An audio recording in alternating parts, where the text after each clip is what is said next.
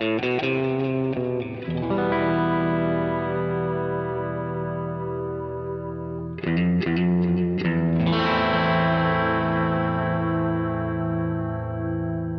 listening to Mark of the Maker.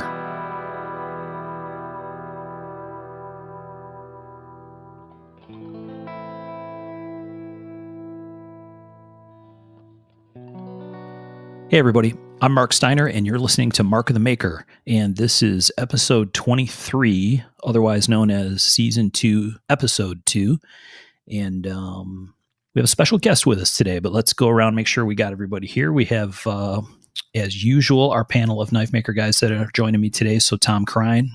Yes, I'm here. And we have Mr. Michael Birch. Here. And we have Sean Kendrick. Hey, hey.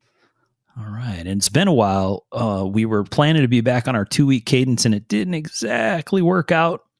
Probably largely driven by TKI, but with stuff going on and the TKI show prep and some other things, we're running a little bit behind, but we're back in the saddle, and we're going to roll today with season 2, episode 2. Knife Maker. Knife Maker 2 weeks. We're on the Knife Maker 2-week schedule. That's a fair point. So we have a special guest with us for this episode. We talked about this before, but Knife Maker Jeremy Marsh has joined us. Hello, guys. Woo! Welcome to the show. Welcome to the show. Thank you. Glad to be here. It doesn't feel like you're in Hollywood, does it? Not yet. It's getting there, though. The anticipation is building. Have a seat on the couch. And take your shirt off. Yes. All right, let's record this. Yeah. Oh, good. I'm glad we set the right tone. Yeah, exactly. Too funny. And for those interested, my cam show, it will be later tonight. Link at the bottom of the page. Damn straight. Link in bio. Link in bio. Link in bio. Small subscription fee applies, asterisk. Yeah. Okay, so Jeremy's with us, and Jeremy and Michael, you guys were at TKI. We'll talk about that a little bit later on in the show here. But so Jeremy, you know, when we've had other makers come on and join us for a conversation, we usually try to get a little bit of background from folks. Sure. And just because not everybody that's listening will be familiar with kind of where you grew up, where you came from, or whatever. So maybe tell us a little bit about yourself. Kind of, you're a Michigan guy, but did you grow up here, and how'd you kind of start this out? I am Michigan born and raised. I've been here all my life. My parents had me early. They're in their, I think my mom was 20, my dad was 21, so they had me early. I'm the oldest of 3, and started out in a little house in Grand Rapids, in the city, and up until I was about 4 years old, and then my parents moved into the woods and built a house, and that's where I grew up. I grew up, at that time, it was out in the middle of nowhere. I think there was maybe a dozen homes on that 2-mile stretch of road, mostly farm land. And that's where I grew up, out in the middle of the woods. Is it close to where you are now? Yes, it's actually a mile up the road. Oh yeah, check that out. So I am in my hometown still, which is cool. That's awesome. awesome. I love this area. I mean, it's built up a lot since 35 years ago, 40 years ago, but it's got a real feel to it still. And we're 10, 15 minutes from your stores and your anything you need to do for as far as life, shopping, shit like that. But for the most part, we're still quiet, kind of out in the middle of the woods still. So nice. That's awesome. Kind of the best of both worlds, I guess. I don't know if any of you other guys have been to Jeremy's, but it's definitely in a very pretty spot. He never invites me. It's crazy.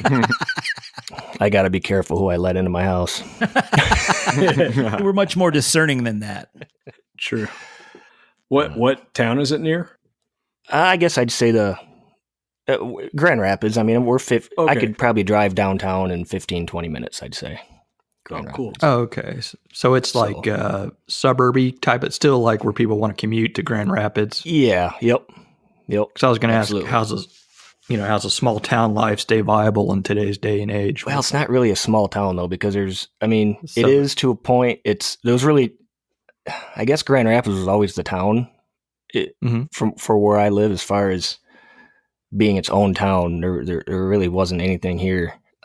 Ada, I guess my proper address is Ada, and Ada is a small village that was started back in the 1800s. So you could call it that, but Grand Rapids was the main city.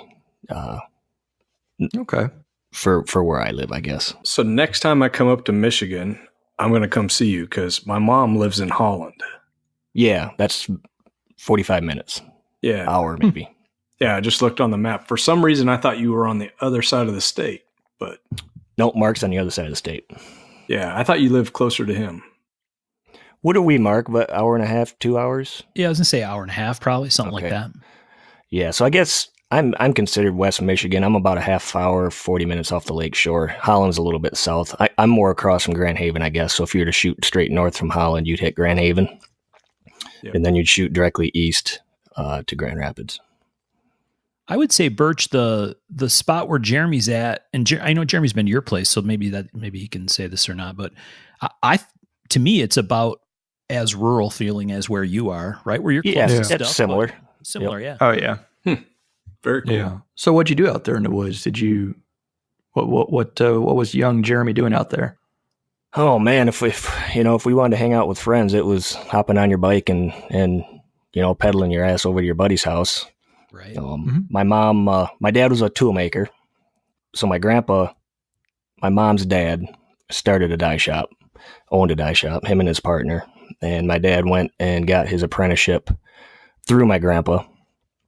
And that's obviously where he met my mother. And so now my old man's chasing the boss's daughter around the shop, right? How's that going to go? Wow. but apparently it worked out because, they got married and had me. So, like I said, he got his apprenticeship through my grandpa. And then my grandpa sold the business. And I can't tell you when it was. I was very young. I might have been 3 or 4 years old when he sold. And that's when my dad went to Steelcase. And Steelcase is... the main headquarters is south of Grand Rapids, and he went into the trades at Steelcase. So he was a tool maker / automation builder at Steelcase.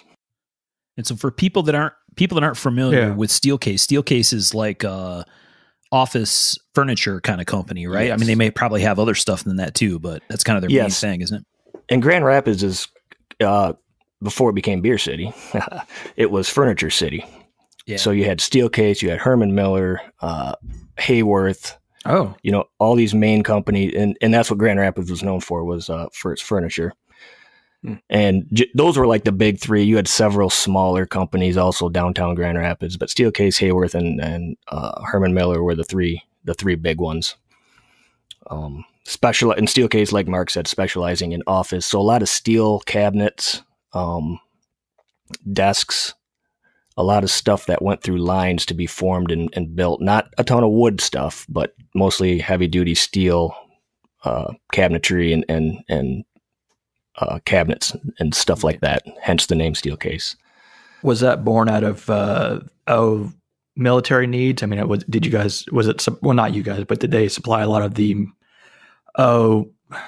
bases and stuff like that? That I'm not sure. In the schools and...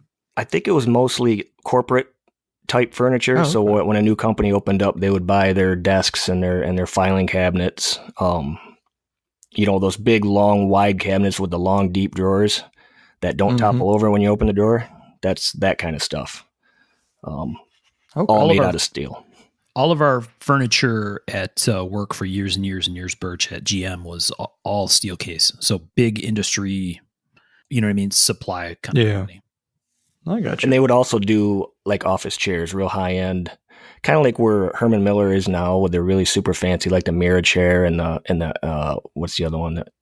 The Aeron chair. Steelcase also did stuff. Yeah, yep. They did stuff like that as well, and I think they still do the high end chairs. So explain to.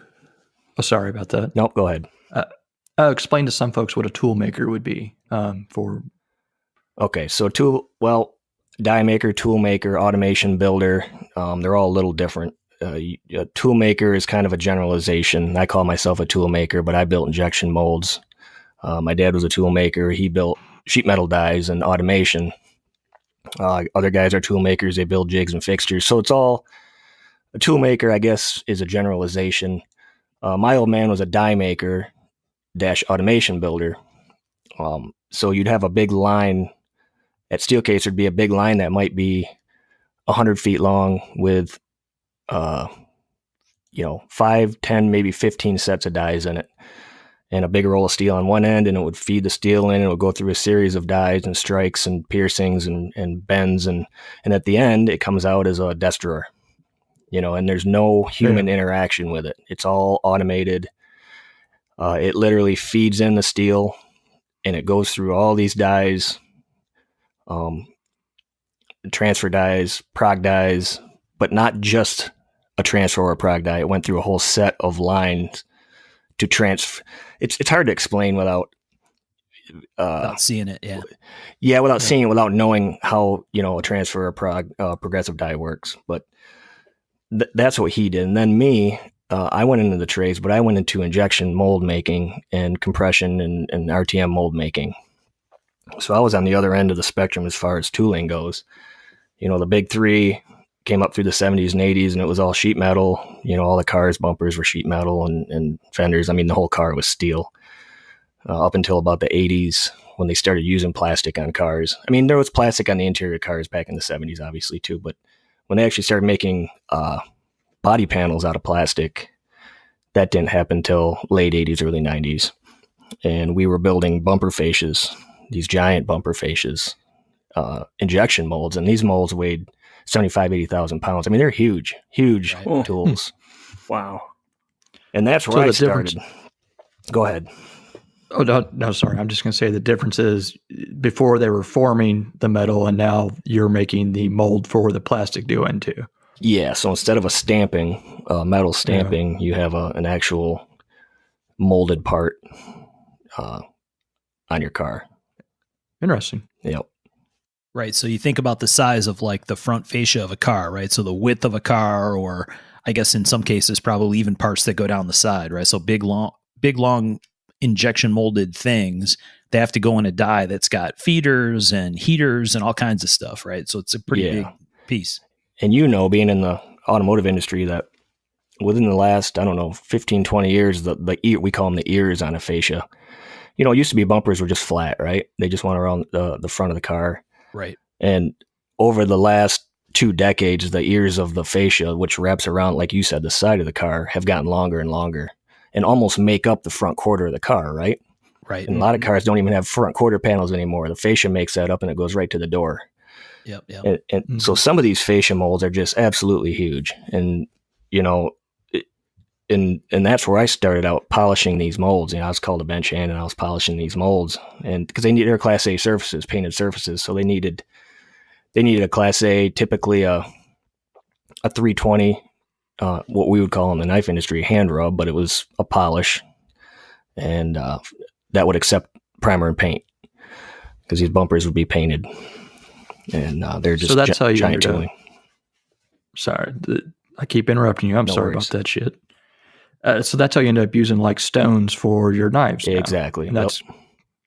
I got you. I'm making connections here. Yep. So my Berts dad is building it up like Legos over there. Yeah, and that's it. Yeah, exactly. And that's where the whole polishing thing came in. I did it for 5 years, and it's a really shitty job. What do we always say the worst part of making knives is? Hand rubbing the blade, right? It's the most tedious anyway, I guess. I like that part. I dwell in the tedium, and I enjoy that part. You get to think. You sit there and you get to think. I would say it's not the most tedious part of my knife building career because I just don't do it. There you go. Here. A lot of people don't do it. But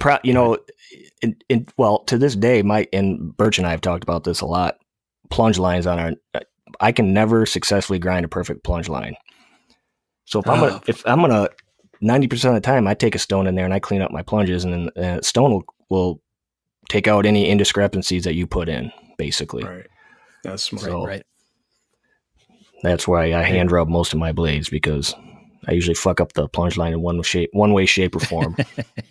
Well, it's like some people can take a great photo, but some of us have to use Photoshop to clean up our photos. And that's me and my plunge lines. I have to work on them some post process After they've been done, right? Yeah. Yeah. Yep. It's just that thing, man. Mm-hmm. Yeah. Thinking about the size of those dies, they're big, right? Like you said, it They're wraps so all the big. way around the side. So they end up not only from a square inch perspective, but from a depth perspective, right? Yes. So you have a cover and ejector. You have two halves of a mold, right? And the cover is what has what we call the hot runner or the manifold in it. And the manifold is I'm going to call it a map. So when the mold is in the press, you have a nozzle that comes into the back, and then that manifold would be like a series of roads that distributes the plastic through through nozzles in the mold called drops. And depending on how the mold flow checks, they do a flow check on it to see how the best way to flow the plastic into the mold, and then they build the drop and the manifold with the drops where they come into the mold itself, where they inject the actual plastic into the cavity of the mold. Right. So one mold might have 20 drops in it, 20 nozzles where the plastic comes in. And then the other half, the ejector. The ejector is where all the movement happens on the mold. So when the part is injected and cooled, then ready to come off the mold, it needs to be demolded by an ejection system. And that is comprised of lifters and slides and ejector pins and a shit ton of movement, especially on a fascia where you have, there can be some negative draft on the part, and where the part won't pull off the die because there's what's called die lock on it. So there has to be a slide that moves out of the way to allow that part to eject off the mold without dragging or being snagged by the negative draft, I guess, the die lock. And that's where it gets a little tricky, fitting all that shit together to make it work, and so that Class A part pulls off the mold without dragging at all on the steel. And It's a complicated business. Yeah, it can be. It can be open and closed, like that. Right. It can be open and closed, or it can be super, super difficult, man. Some of them have just a shit ton of movement. Was that a mold and die maker joke? Did you just toss one of those in the box? All the guys down at the die shop, they're rolling right now. Right. Yeah. I think it's one of those things where, probably a lot like knives, people can look at it like it's, this is like a industrial thing, and it's, there must be math to figure all this out. And I know that certainly for shooting aluminum anyway, there is a bunch of math, but there's a whole bunch of art that goes into it too, right? To make it really work right and come out the way you want. Yep. And not so much, I always tell people, when I got into the trades, CNC or NC machining and all that stuff was, because I got in 93, and there were NC machines, but a lot of them were still tracing machines, which we call duplicators or giant pantographs. So NC was relatively new, but and I kind of equate that with die making as well, because nowadays you don't have to G code out a program to cut a block of steel.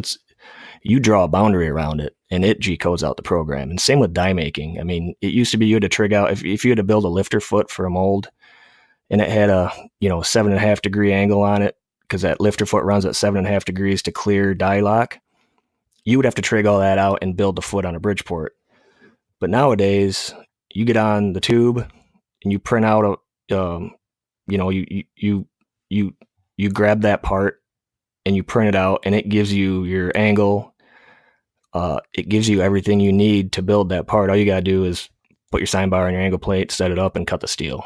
No more trigging out angles and going off a blueprint. That the true art of the trades, like what my dad had to do, has kind of gone away. The computers have kind of taken care of that, solved those problems. But there still is very, like what Mark said, very artistic stuff you have to do by hand to get the part to to work or come, like in a steel, like in a sheet metal. If the steel tears, you have to weld and grind that area to keep the steel from tearing on the die, right?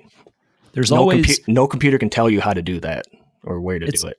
It's where the craft part comes in, yes. Right? Where it's like, there's awesome science and math and technology that goes into all of it. And there's always a problem eventually, right? Yes. And you got to go find that kind of mean guy that drinks too much black coffee sitting in the weird desk back in the corner somewhere, right? Or at next to his toolbox. And hey, Frank, we got a problem, right? Yep. He comes over and puts his eye on it and tells you some weird thing that doesn't make any sense, and suddenly it all works right. And that's where there's a really cool parallel to this whole knife thing, I think. Yep. Call the engineer. Get on the phone and call the engineer. That's what we'd always say. And the big joke, everybody had the Calvin and Hobbes cartoon hanging on their bench was it was a die maker and an engineer, and it said, the die maker says, "You design me something wrong and I'll make it work."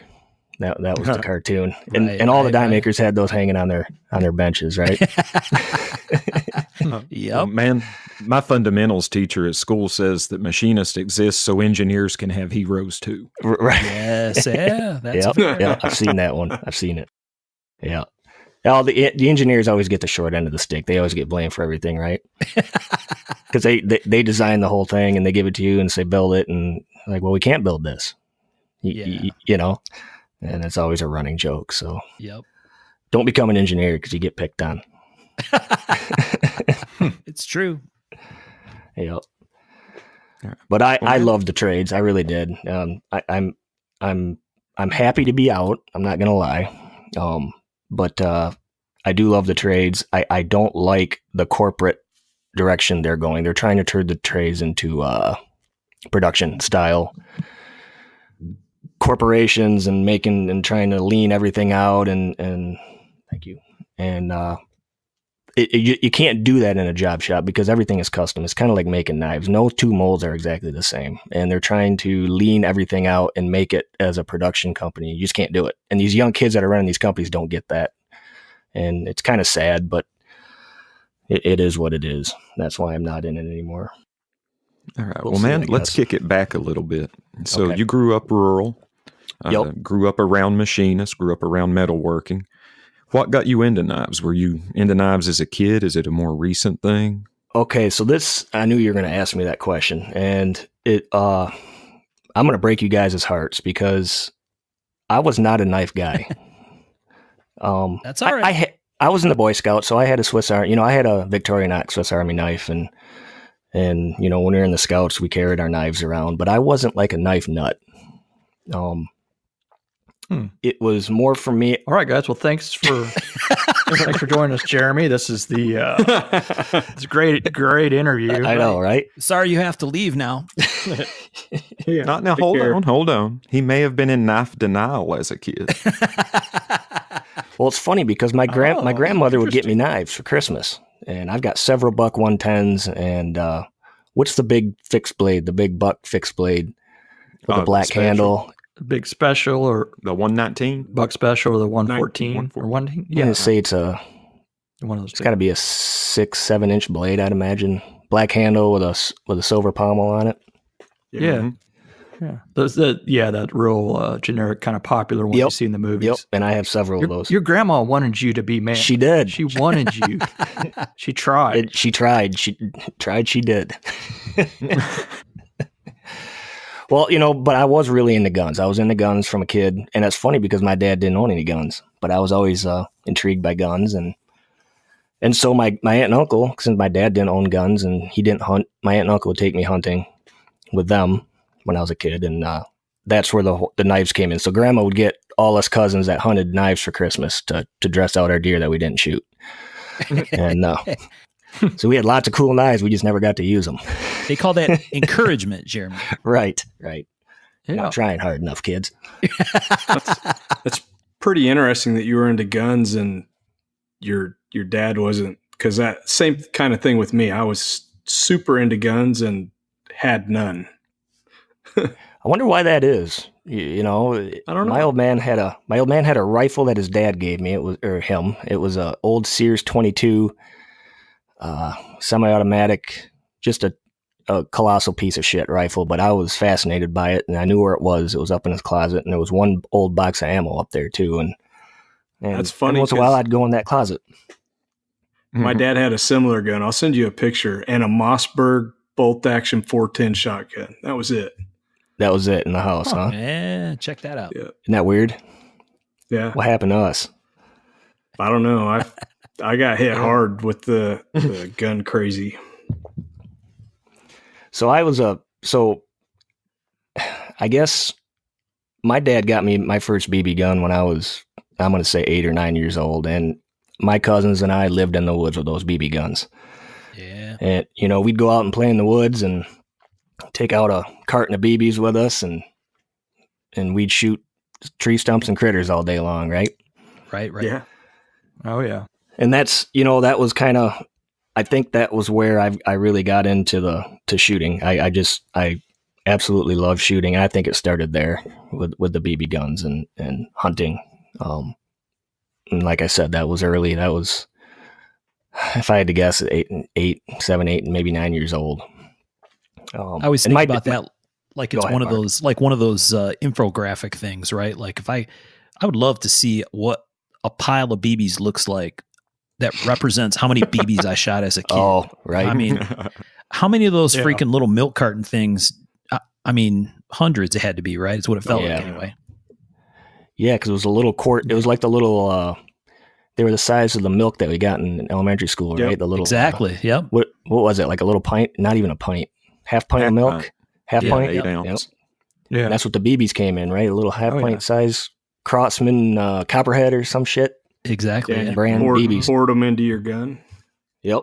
I had a Craftsman 760 is what it was. The pump one, the one where you pumped it a shit ton of times, and the more you pumped it, the more ass you got out of the gun, right? Right. Yeah. Oh yeah. You'd sit there and pump that thing forever and just till you standing on it to get that liver to go down. Right. Yeah. Yep. Yeah, we used a lot of pellets. I'm surprised I didn't have some sort of lead poisoning from that shit. Yeah, and those are the ones we could use pellets in, weren't those? Right? Yeah. Because you had to pull the lever back to load the projectile. And so you pumped it up, pulled the lever back, and you either had BBs in the hopper or you used pellet. You could hand load pellets, right? Yeah. Yep. Mm-hmm. So if you really wanted to go out and harvest dinner, you had to use lead pellets. Right. Yeah. Yes. Yep. Oh, shit. So yeah, that's what I grew up doing. And like I said, if I wanted to hang out with buddies, there was maybe 1 or 2 guys that lived relatively close, but for the most part, it was hopping on the bike. Now my mom was home; she didn't work when I was growing up. She didn't go back to work until, she went back to school. I was in, I want to say maybe junior high. She went back to school and went back into the dental industry. She started there before she had me, and then for a couple of years, and then went back after I was, I'm going to say junior high. So yeah, at that point it was just me, my sister, and my brother when she went back to school in the summertime. Well, nice. So did you have any, no, I was going to say, did you have any aspiration to go to college at all? Or were you just like, I know what I'm going to do. I know I'm going to be doing machining work. And what was your I didn't know what I wanted to do. My grades in school were absolute shit. I had no business graduating high school. I think I graduated with a 1.9 GPA, and that's not a lie. I was art classes, as many painting, sketching, shop classes I could find. I took them all at school, drafting, blueprinting, all that bullshit. And I graduated by the skin of my teeth, and I really didn't have any idea of what I was going to do. I thought about going into criminal justice, being a cop. I thought about going into the Navy. I went and talked to recruiters I was fascinated by airplanes when I was a kid. Loved them. But I knew I wasn't smart enough to fly an airplane. So I'm thinking, okay, if I go into the Navy, I can work on them, right? I can be on a boat and work on airplanes and right. And that would scratch my itch. And then my dad, obviously he's a die maker, second generation. So he's like, well, why don't you go into the trades? And, because I took metal shop at school and like all the kids did. And so at my parents' church, there was a woman who was a high up at a die shop. She was probably second or third in charge. And my dad kind of, without saying anything to me, went and asked her, is there a way that we can get my son into the shop as an apprentice? She's like, yeah, I think so. And so basically I had it narrowed down. Either I was going to go to school for criminal justice, because it's about June, July now after I graduated. My dad's like, you need to do something. So it's either go to school for criminal justice, go into the Navy, or going into the trades. And man, it must have been a month before classes would have started at the local community college, to where he came up to me and said, "There's an opening at the shop. Do you want in?" And I said, yeah. And I went into that shop green as fucking grass. I had no idea I didn't know if it was a sheet metal shop. I didn't even know what injection molds were when I took that job. Right. I shit you not, man. I was green as grass. And I took that job, and I was a mold polisher. I hired in as a mold polisher. Didn't even know. I truly didn't know what I was going into. Yeah. And that's history. I hired into that shop in August of 1993, and I left there in May of 2016. Yeah. So I did 23 years there. And honestly, Jeremy, I think that's a kind of an inspirational story. It seems like schools right now push college prep only. There's not much trade school stuff, it seems like, anymore. Like, we don't even have shop classes at some of our schools around here.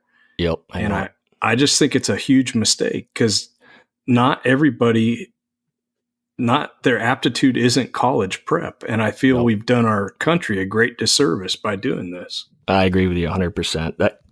I am not a school guy, man. I even when so to go back to when I hired into the die shop, I love to build shit, and I've made shit since I was a kid. Even in high school, when I was taking the shop classes, my dad had a broken lever on the tractor. I made a lever for the tractor, and I gave it to him for his birthday. And so making shit for me was what made me happy. And going into the die shop, when I learned what my job was going to be, sitting there polishing on steel, I was like, man, I don't know if I can do this. I want to be over on those machines, cranking handles and cutting and making shapes. Right. And so I went up to my boss, a couple years in. He's like, yeah, what we want to do is we want to get you bounced around the shop so you learn a little bit of everything. And I started handing in personal request change papers, saying that I wanted to go out on the floor. And what I mean by going out on the floor is, at our shop, when you went out on the floor, you were being trained to be a die maker. When you're sitting behind a piece of steel polishing, you're called a bench hand, or you're a machinist. So I put in that I wanted to go out on the floor, and he's like, yeah, we're going to get you out there. We're going to get you out there. And this is probably the third year in, and, months go by and nothing. And so I started putting in these personal change requests papers like once a month, and it was starting to piss my boss off. But it was not my boss, but actually the shop floor foreman. But he understood that I was passionate, about getting the hell out of the bench department. Yeah. And so he comes up to me. So now I'm 5 years in. He comes up to me one day. He's like, you know what, Jay? He goes, I'm going to move you to the gun drilling department. And that's not what I wanted to hear. Right. Mark, I don't know if you know what a gun drill is, but it's a deep hole drilling machine. Yeah. And it's oily and it's dirty and it's NC. But it's NC, right? So you had to learn how to program and run the machine. So he goes, I'm just going to have you here for a year. I want you to learn these machines, which in hindsight is great, because when I ended up going out on the floor, I would go back to the gun drills and drill holes. Yeah. That other guys couldn't do because they had never run the machine, right? Sometimes there's a method to their madness, man. There is. And the guy, if I had to go back and seeing what the shop is now, I would go back and hire that guy in a heartbeat, because the motherfucker knew his shit as far as running a die shop, So I spent a year and a half in the gun drill department drilling deep fucking holes in steel. And so then I kept putting in the personal change requests. After a year, he didn't move me out, so I kept putting on those personal change requests. And he goes, all right, we're going to move you. Now I'm going to move you to the high-speed machining, which back then, this was like 93, 4, 5, 6, 7, 8, maybe 98, 99. And back then, a high-speed machine, these were gantries, and a high-speed, so Berts, this machine, rapid would be 300 inches a minute. Not cutting speed, but like to rapid traverse over to something is 300 inches a minute. Right. That was a fast machine back then, Yeah. But these were big machines, so we could put a full-size mold ejector up on this table, right? and they would run lights out programs. Some of these programs might be 7-8 hours long because we're finish cutting, a big mold cavity, and we'd run like a 16th inch cutter, at maybe a 5,000 step over at, I don't know, 80 inches a minute, if that. Yeah. Yeah. So that went over and ran those machines for a couple of years. And then finally, he puts me out on the floor. And so I was at Paragon I was at the die shop for about 7-8 years before I finally got out on the floor doing what I wanted to do. Now, in those years, my boss encouraged it too. He goes, if you want to play on the machines after you clock out, you're more than welcome to. And that's what I did. I made stuff after work. I would punch out and I would go play on the Bridgeports and the lathes. And I pretty much taught myself how to use those machines. A couple of my buddies would let me use their setup equipment, vices and angle plates and stuff. And that's what I did. I kind of taught myself how to make stuff on off hours, I guess. And I loved it. And my boss loved it. He's like, I'm glad to see you out here. You're playing around. That way, when I put you on the floor, you're going to know how to use all this stuff. And he was right, man. It really was. He did have a method to his madness, I guess. Yep. You wanted to stop serving drinks and get on that dance floor. Right. Mm-hmm. Exactly. And I got what I wanted. It took a while, but and that's where I finished it out. Yeah, I ended up doing. They ended up putting me in charge of the second and third shift, so I was the night shift foreman for several years, and then I went on the weekend gig, and that's kind of how I finished out my years at the die shop. Was about 8 to 10 years on the weekend gig where I was working, and that's when I was into knives. So working the weekends shift allowed me to work on my knives during the week.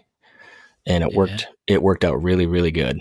Now working it took a little while to give up your weekends every weekend, but at that point I was married with child, and so hanging out with your buddies wasn't, it wasn't as important as what it used to be when you were single. So working the weekends wasn't that big of a deal.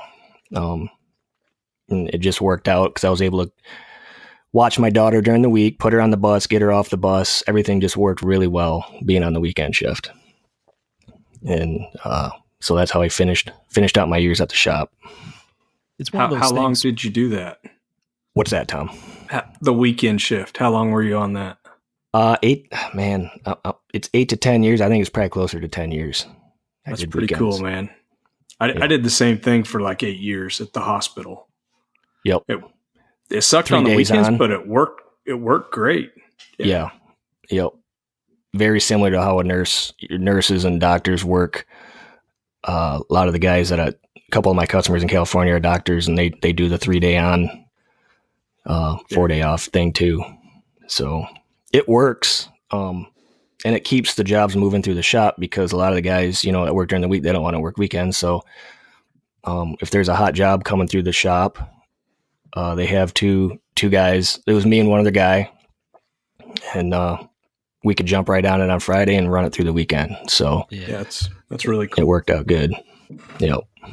That's one of the things with the whole craft-based industry, or even stuff like engineering, like I do, right? Where sometimes early it's hard to have enough patience to let someone that's acting in a mentor kind of role, you know what I mean, just kind of making a path for you or trying to help you get through a path. It sometimes doesn't feel very good while you're doing it, but I think lots of people who've had that experience, and I've had the same thing as an engineer, you come out the other side of it and realize, oh my gosh, that was all done by design, right? Yep. That wasn't someone just trying to give me a hard time or hold me back or whatever, because all those things become these huge building blocks that, man, you can leverage that stuff like crazy later on.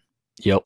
And that guy that my foreman at that time, the first thing he did when he got in the morning was he walked around and I'd be working on that gun drill, right?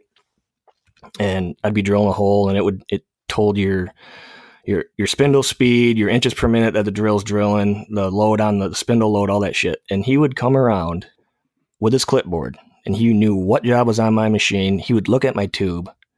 He would look at my drill size, and he'd be either, you need to speed that drill up or you need to slow that drill down. That guy knew what my machine was doing, what job was on the machine.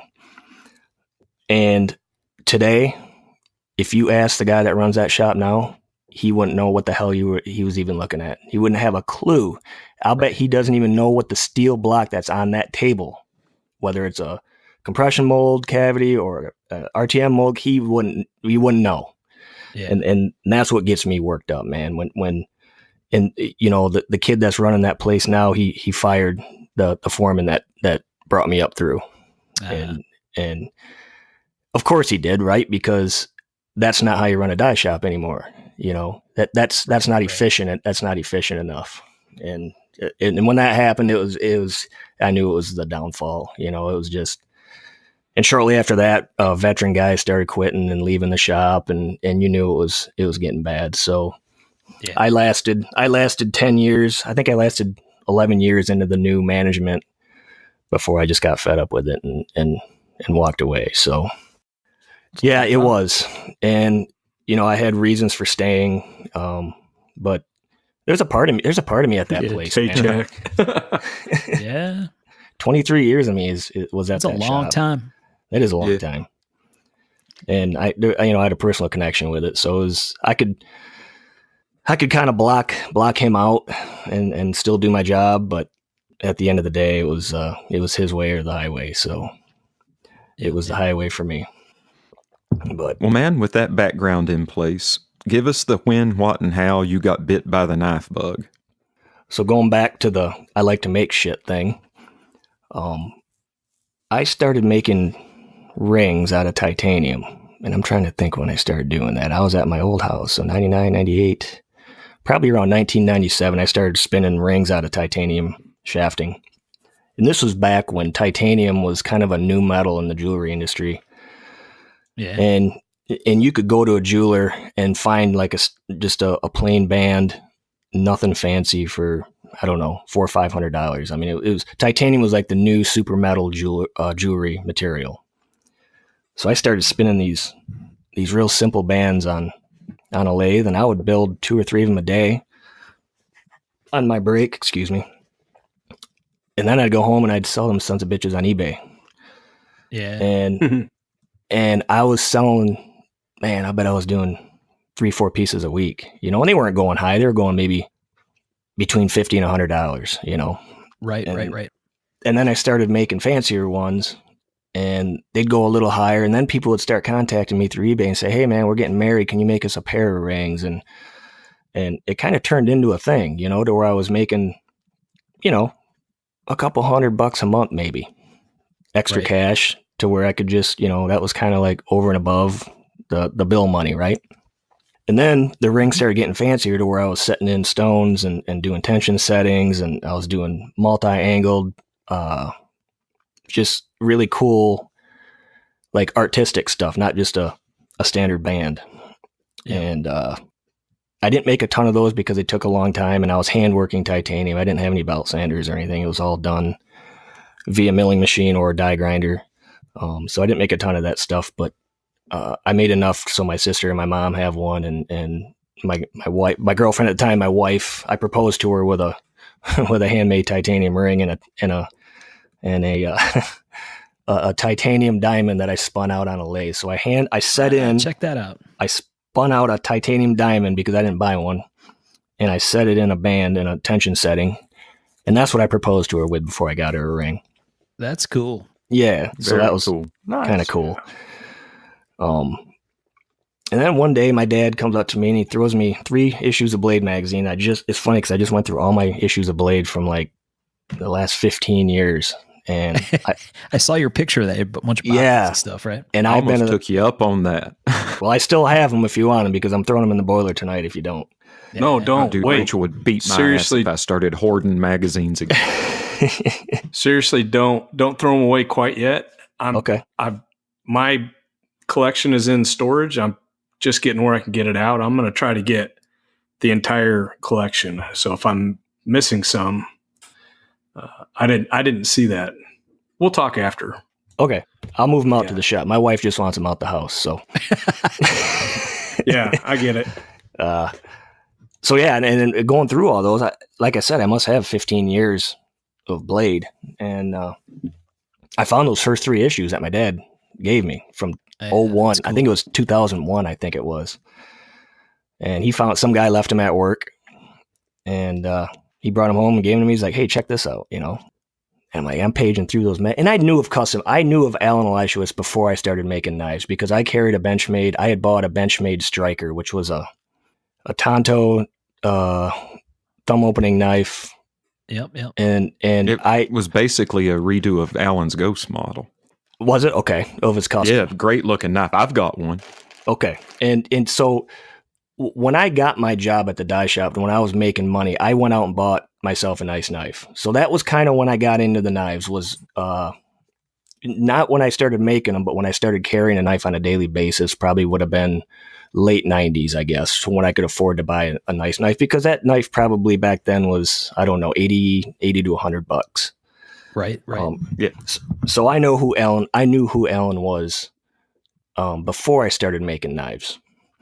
Well, when I was paging through that first issue of Blade, I was seeing shit that was blowing my mind, like the Damascus and the colors that these guys were getting with canned steel. That they'd forge some, like Eggerling would forge some mosaic steel and then color it and get all the purples and blues and bronzes. Yeah. And I didn't know anything about that. And I'm looking through these and I'm just like, holy shit, this is some of the coolest stuff I've ever seen. And so back to the original question, when did you get into knives? I was never really into knives, but when I saw what they were doing with them, it was like a canvas for me. I'm like, holy shit, that is rad. Yeah. And that's what I want to do. So yeah, I told my, at that time, girlfriend, because we were dating at that time. I go, I'm gonna make a knife. And she goes, "You're gonna make a knife?" I said, "Yeah, I'm gonna make a knife." So I start paging through those magazines, and I ordered some steel from probably Jantz, I guess. Ordered a couple bars of Thunder Forge Damascus. You probably remember that, Tom, right? Yep. I remember it. The cheap, yeah, you guys remember that? The cheapest. Oh yeah, cheapest steel you could find with a pattern in it, I guess. And I ordered materials to make 2 folding knives, and she kind of laughed at me, and that's what I did. I mean, I. So you started with folders? I did. My first 2 knives were folders. Yeah, I knew you were hardcore. So what I did, Damascus folders, no less. Yeah, Damascus folders, yeah. Right. And those knives are from my dad and my wife's dad, and they still have them. Awesome. So what I did, because I didn't have anybody to teach me. I mean, I didn't know any knife makers. So I back to the Alan Elishewitt Striker. I had lost that knife, so I went out and I bought a Benchmade 690. I was a huge Benchmade. I always liked the Benchmade knives, and I don't know if you guys remember what the 690 was, but it was another Alan Elishewitt design, and it had rosewood on it, and it was beautiful. I still have it. It's locked up in my safe. I think it had a carbon fiber bolster with rosewood scales and like a black oxide partially serrated blade. And when I lost that Striker, I lost that first knife, I bought that 690, and if I remember right, that knife was about $160. I spent a lot of money on that knife, and that was probably 2000. I wasn't making a ton of money at the shop. Might have been $13-14 an hour. So to spend $160 on a knife, that was kind of a big deal for me, So what I did is I took that 690 apart and I copied it as far as where the stop pin locations are, the pivot. Well, that 690 had 2 stop pins in it. So my first 2 knives had 2 stop pins in it. one for the open position and one for the closed. Yeah, check that out. And so, but there were questions that I had that I didn't know how to cut a lock bar. How do you, your detemp ball, how do you set that? And stuff that I had no idea what to do. And so I got online and started emailing guys that I saw in Blade magazine. And, I probably emailed 6 or 7 guys, and I'm going to say out of the 6 or 7 guys I emailed, probably 2 or 3 of them got back to me with answers, but one stands out to this day. And if he didn't email me back, I wouldn't be where I am right now. I wouldn't have known how to do any of the operations that you can't just look at and figure out yourself. And that guy is David Broadwell. I didn't just email him randomly. I emailed him because his work is gorgeous, and I've always loved his stuff. Yeah. His sub hilts are just like the way he sculpts, I guess. But that guy, I would email him a question, just what size ball do I use for the detent, and how do I stick it in the titanium? How do I get it to stick in there? That son of a bitch would write me back a 2-page response on how to set that detent ball. That's awesome. Yep. Yeah. And then I'd ask him, how do I cut the lock bar? What do I mill that, or what do I do? He's like, and he would write me back another 2-page response on how to cut that lock bar with a slitting saw and what speeds to run it at. And the guy. Could you forward those emails to me? I'll bet if I went back in my account, I probably still have them. I'll bet I do. Yeah, you should print them out no matter what. If I can find them, I will for sure, man. And it's funny because, awesome. when I made my first 2 knives, I emailed him like, hey man, you really don't know how much I appreciate you taking the time to give me your information and anything I can do for you. You let me know. He goes, all you got to do is next time you see me is remember my name, and you get me a super big gulp, half Coke and half diet. That's awesome. That's doable. And that's come up several times. Like, oh shit, man, I forgot your half Coke, half diet. I gotta get that for you next time, And so that's how I built my first 2. And so now I know 2 guys in the industry. I know of Alan Leishowitz and I know of David Broadwell. So just happens to be I get these 2 knives done, and I told David, I go, one of these days I'm gonna see you at a show, and I'm gonna bring these knives, I'm gonna show them to you, and I want you to critique them. He goes, I'd be happy to, he says. So Chicago Custom Knife Show, 2006, I believe. I hadn't done a knife show yet, but Alan was going to be there and David was going to be there. So my wife and I drove down to Chicago, and I brought these 2 knives, and I met David Broadwell, and I wanted to meet Alan because I've obviously been carrying Benchmade knives that he's designed for the last couple of years. So Wormser was doing the show in Chicago, and we went down there. I got to meet those guys, and I handed those 2 knives to David. I go, you go ahead and you critique these knives, and critique he did. He did not hold back on telling me what I did wrong and what I need to improve on, which I thought was great. I go, don't blow smoke up my ass, man. You tell me what I need to do, and he did, and he was really cool about it. And I've known David and I have been friends ever since, and he's always lended me critique when I ask him for it. And I truly believe he cause I started out making art knives, and I think he made everything that I do better because he didn't blow smoke up my ass when it came to telling me what I needed to do to make something more appealing to the eye, or to make the knife look better and operate better. And he was really good about that. So I owe him a ton still, more than that big gulp, half diet, half Coke. Well, that's what good mentors do, man. And some people recoil at that word, but I've come to use it a lot because whether there's a formal arrangement for someone, or what you've ever used that word in reference to someone before or not, that people that help form your life, right, or form your skills, or how you think, or whatever, that's what those people really are. And yeah, for sure. You got to love when someone can be brutally honest, and sometimes maybe hurt your feelings a little bit in the process it takes, right? Sometimes that's part of how it has to all go down, and do it with the right kind of heart, right? Like with intent to help you get better. And that's pretty cool. That's the key right there. The intent to help you get better. Yeah. Yeah. It's not taking a shit on you. It's trying to help you understand how you can do a better job. And that's awesome.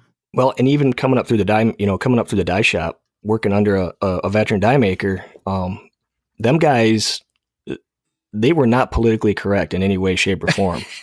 No, they don't play. No, when you fucked up, they they didn't say, oh man, better luck next time. Here's another block of steel. They'd take that sumbitch off your machine. They'd throw it in the dumpster and put another block of steel in front of you and say, don't fuck this one up. Yep. So it wasn't, hurting one's feelings wasn't an issue when it came to, in the trades. And that's kind of what so when I asked Dave, him, give me your, honest, brutal opinion. And that's what he did. So, and like you said, Mark, it does. If they don't tell you what you're doing wrong, you're going to do it wrong again. Yeah. There's no crying in the knife shop. Right. And, well, yeah. You just don't tell anybody that you're crying in the knife shop.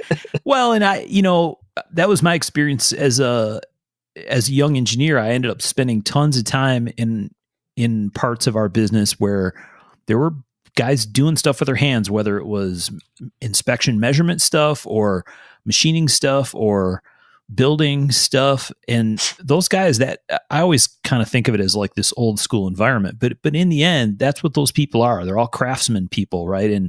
And they don't pull punches most of the time. And like you said, sometimes it's not in friendly terminology, but at the end, when the day wraps up, they're like, hey man, let's go have a beer. Yep. Right. Or come have lunch with us or whatever. And, they ride your ass, but it's good. It's all with good intent, right? Because in the end, everybody wins out of that deal. Yep. And it's funny too, because like in the trades, when you're a new guy coming up, you don't have tools, right? And, buying all the tools you need to be in the trades it can get expensive. It's kind of like a mechanic, in the auto industry, having to buy all his tools, and the shit ain't cheap. And so the kind of the unwritten rule in the trades is you can borrow somebody's tool 3 times before you have to buy it. So if I go up to a guy and say, hey man, can I use your tap wrench or your micrometer or whatever, he'll lend it to me 3 times before I have to go out and buy it. And that's kind of the unwritten rule. That's a damn good rule. And it applies, because once you start, as you're working your way up through the trades, you might not use certain tools, but once you start using them and once you use them successfully, you're going to continue to use them. That means you need to, you need to go buy them. So, it's just like back to the whole don't hurt my feelings type deal. That's just how it is, I don't know. It's looked on nowadays, or you have to be nice to them. You don't want to hurt their feelings. That's just not how it is, man. You don't learn that way. You need to be a dick sometimes to the kids. Pull your head out of your ass, but they're trying to get away from that. So you met David down in Chicago. Did you get a chance to meet Alan at that show as well? Yes. And it was funny because usually Valerie's with Alan at every show. Right. And she just happened to not be with him. So I don't know if any of you guys went to the Chicago show when it was in Arlington Heights, but there was a little bar in the venue. And we, my wife and I were down in the bar that night after the show, and we were drinking up at the bar, talking to some knife makers, and there was Alan. I saw him sitting down in some chairs talking to some guys. So I went over and introduced myself to him and told him who I was, and how I carried, I enjoyed his patterns through Benchmade, and he was, one of my inspirations, I guess. And we hit it off, man. I mean, and we sat down, my wife and I sat down, shot the shit with him all night, drinking some beers, and I've been buddies with Alan ever since. So the 2 guys that I went down to Chicago to meet, I met and I'm still close with. And that, those 2 guys, and I showed Alan my first 2 knives as well. And I'm sure Alan was really, really nice. He was actually he was pretty cool, man. He how he is. He can be abrasive sometimes, but that's what I like about him. He doesn't give a shit either. Yeah. And I didn't have just the first 2 knives I made. I had 2 more that I brought. So I had a total of 4. And him and Dave, and I asked those 2 guys, I'm like, what do I got to do to do a show like this? Well, at that time, like I said, I can't remember the year that was. I want to say It was 04, 05. Is that 04? And I hadn't done a show yet, except I think I did the Novi show. I may have done the Novi show before that in Michigan. It was just a little show. Yeah. But I hadn't done a major show yet. And Alan and David Broadwell went to Wormser, and they went to bat for me. And they took those 4 knives that I made, and they showed them to Ed. And Kathy, Ed's wife, took an immediate liking to my wife. They got along really good. They're shooting the shit and talking. And at the end of the weekend, Ed invited me to do the show the next year. Nice. And that for me was like, okay, this is pretty cool. He just invited me to do his show that was sold out, or not sold out, but like there was no tables available. And that's what I did. I came back the next year and I did that Chicago show. That was my first major show, and I was scared shitless walking into that show.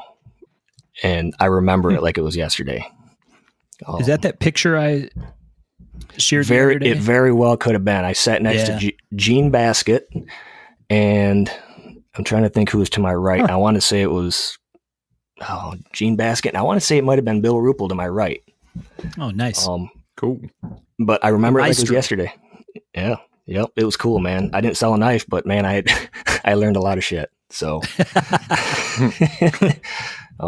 that was my. That's something to learn. It was cool, man. And so we did that show. I think it lasted 2 more years at the Arlington Heights location. Then he moved it downtown, and that's when we gave it up because I don't do cities. So, but at that point, I had gotten my foot in the door at Blade Show, and I think I remember Kendrick, you saying, I don't know how you remembered, but I think you said my first year was 09 or 08 or 09 in at Blade Show in Atlanta. Yeah. Yeah. And I remember seeing you, and I remember. Yeah, I remember you saying that. And I don't even know why it stands out like it did, but it did. And then I remember seeing you every year after that. Yep. I think your table was relatively close to mine. It had to have been.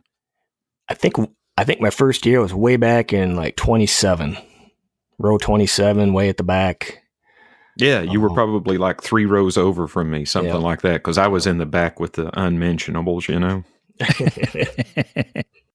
So yeah, that's at the time everything was compartmentalized. You had the guild section, the ABS section, and we weren't handmade joiners, section. So they just stuck us over there in the back of the handmade. Yep, you started out in the back, absolutely.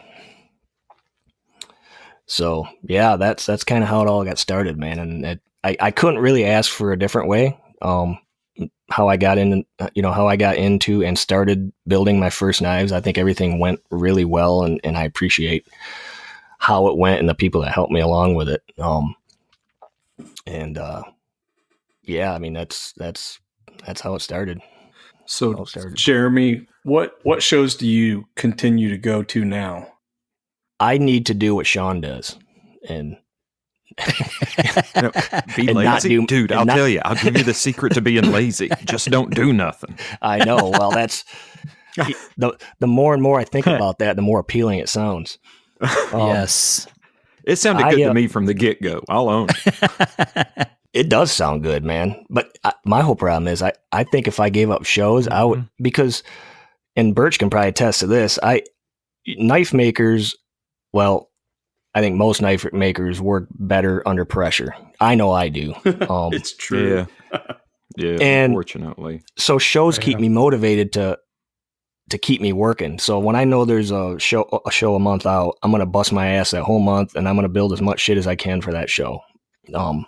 If I didn't have them, I don't know that I would work as hard. You know what I mean? Because I'm not a huge fan of doing custom orders for people. Yeah.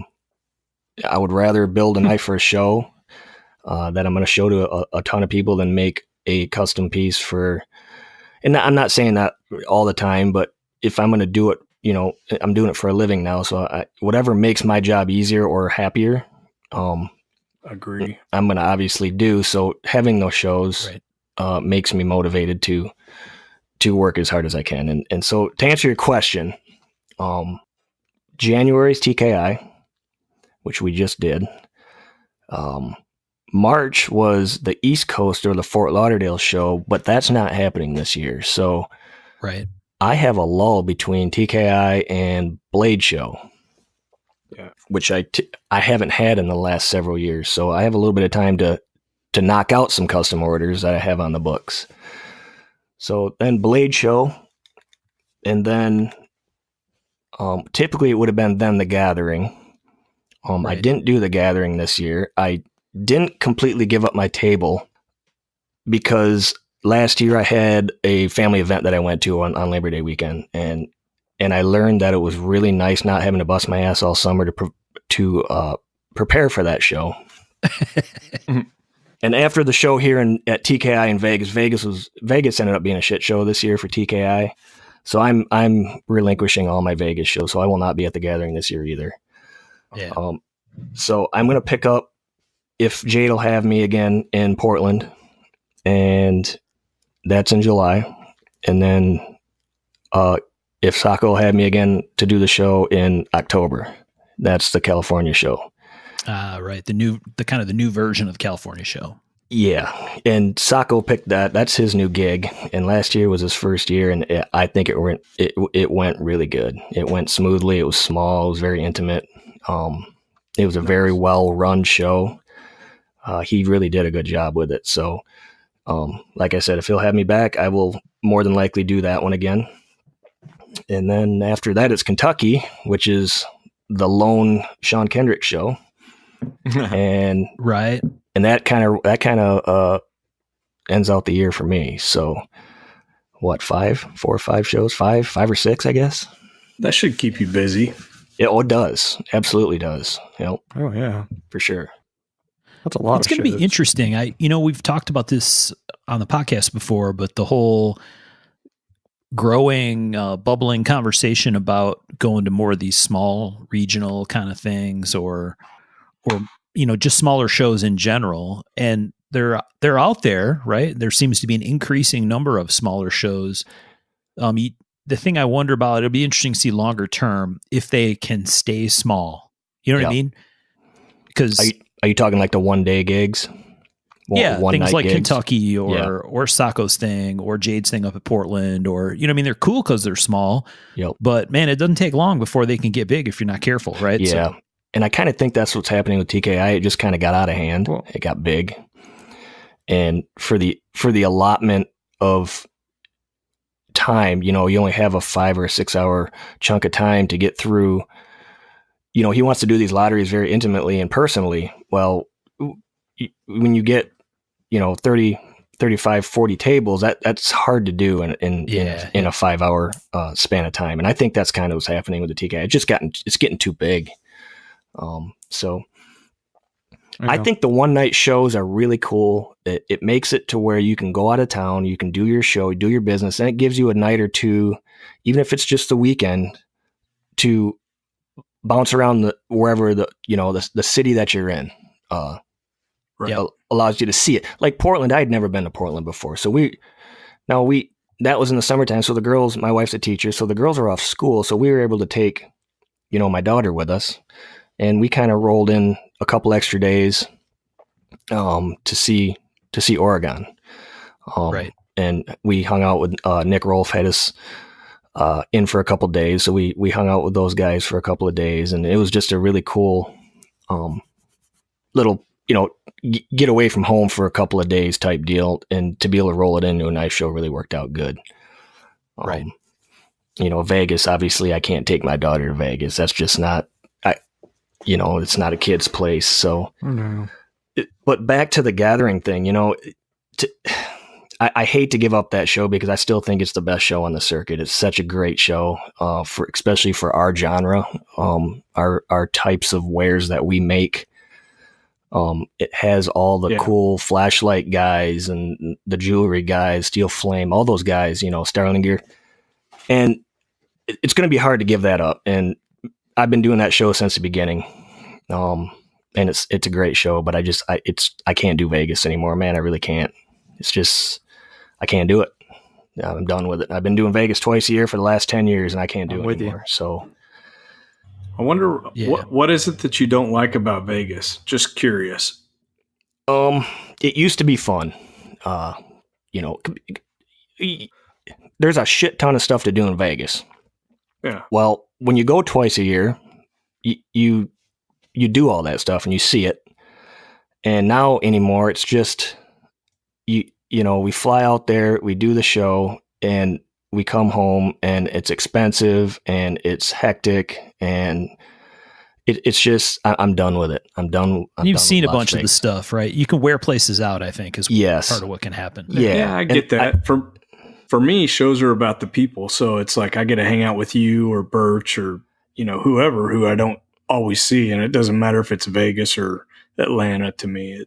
Well, so I'll give you okay. I'm going to go into the political bullshit of Las Vegas now, because since that shooting happened, Vegas has really, really tightened their grip on security, to the point where you have to. It used to be we'd get out of our cab at Planet Hollywood. I'd walk in. I'd had a Pelican. I would have my Pelican case with my show knives in it and a pistol. Yeah, with two master locks on each side of it. Right. I'd walk in. I would throw my case up on the lobby desk. I would check in. I'll grab my case and I'll go to my room. No problem. Not a big deal. So then the shooting happens last year or 2 years ago. And now, Vegas is pretty tightly locked down. My wife and I, when we're in Vegas, we used to stay in the Luxor. We would walk from the Luxor down to Riviera. It's like a 5-mile hike, man. We just walk the strip all the way down. Right. Yep. And we would never see maybe one cop. Okay. In the whole time that we walked down there. And now you walk down the strip and there are cops everywhere. They're on bikes, they're on horses. There's just cops everywhere. And I'm not saying that's a bad thing. Yeah. But because, whatever, but it was never needed in the past. Vegas was, if you're on the strip, Vegas is a pretty safe fucking place to be. As long as you keep your head about you, you're going to be all right if you're on the strip in Vegas. What bothers me is now it's almost like, well, Todd Rexford at TKI, he got searched. He stayed at the Encore in the Wynn, and they went through his bags as he checked in. His pistol was in his wife's purse, luckily, or if it was in his backpack, it would have been seen. His knives were buried at the bottom of his pack. They didn't pull all of his shit out, but enough to just kind of, make sure there wasn't anything big in there. And then he went up, checked in, and him and his wife went out for dinner, came back, and as he was walking back in the lobby, security saw a pocket clip in his pocket and made him take his knife out of his. So is this all posted now? Because used to be, I think they were all, you could carry concealed in the hotels and stuff. It's in the fine print. So when you sign in, when you check in, I don't think that really matters, though, if they don't post it, right? Well, at least here in Arkansas. So last year, Bill Hall checks into Planet Hollywood for TKI, and they see his Pelican case, and they said, "What's in your case?" He said, "My knife for the knife show." He's like, "Well, you can't have guns and knives in your room. We'll take your case, we'll put it in our safe until you go to your show. Then we'll give you your case, and you can exit the property." And I'm like, that's bullshit. I don't buy that. I can't believe that. Yeah.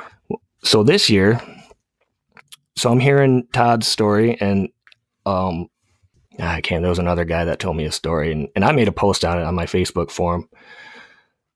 So our last day there, Sunday, I believe it was Sunday, we checked out because we were flying out Saturday. I'm sorry, it was Saturday night. So we checked out Saturday morning, and I asked a friend of mine if I could put our stuff in his room because he was staying until the next day. And that included my Pelican case that I had my knives in and my gun. And he's like, "Yeah, no problem. I do this all the time." He usually takes care of me. So my wife and I take all our shit up to his room and put it in there, and he gives us a key, and we go about our business. So about halfway through the day, I get a call. He's calling me. Well, I didn't get the call. My phone was in my pocket, but my wife got a call, and it said from California, which is where my buddy was from. So she answers it, and she's like, he's like, "You need to come to the desk ASAP. They got us locked out of our room." I'm like, "Really?" That's kind of odd. So we go to the desk, and they're like, "Yeah, we did a random search on your room, and we saw that there's a case with 2 locks on it. And so we're going to assume that there's a handgun in there, which there was. We need you to either relinquish the case to us until you leave, or you need to exit the property.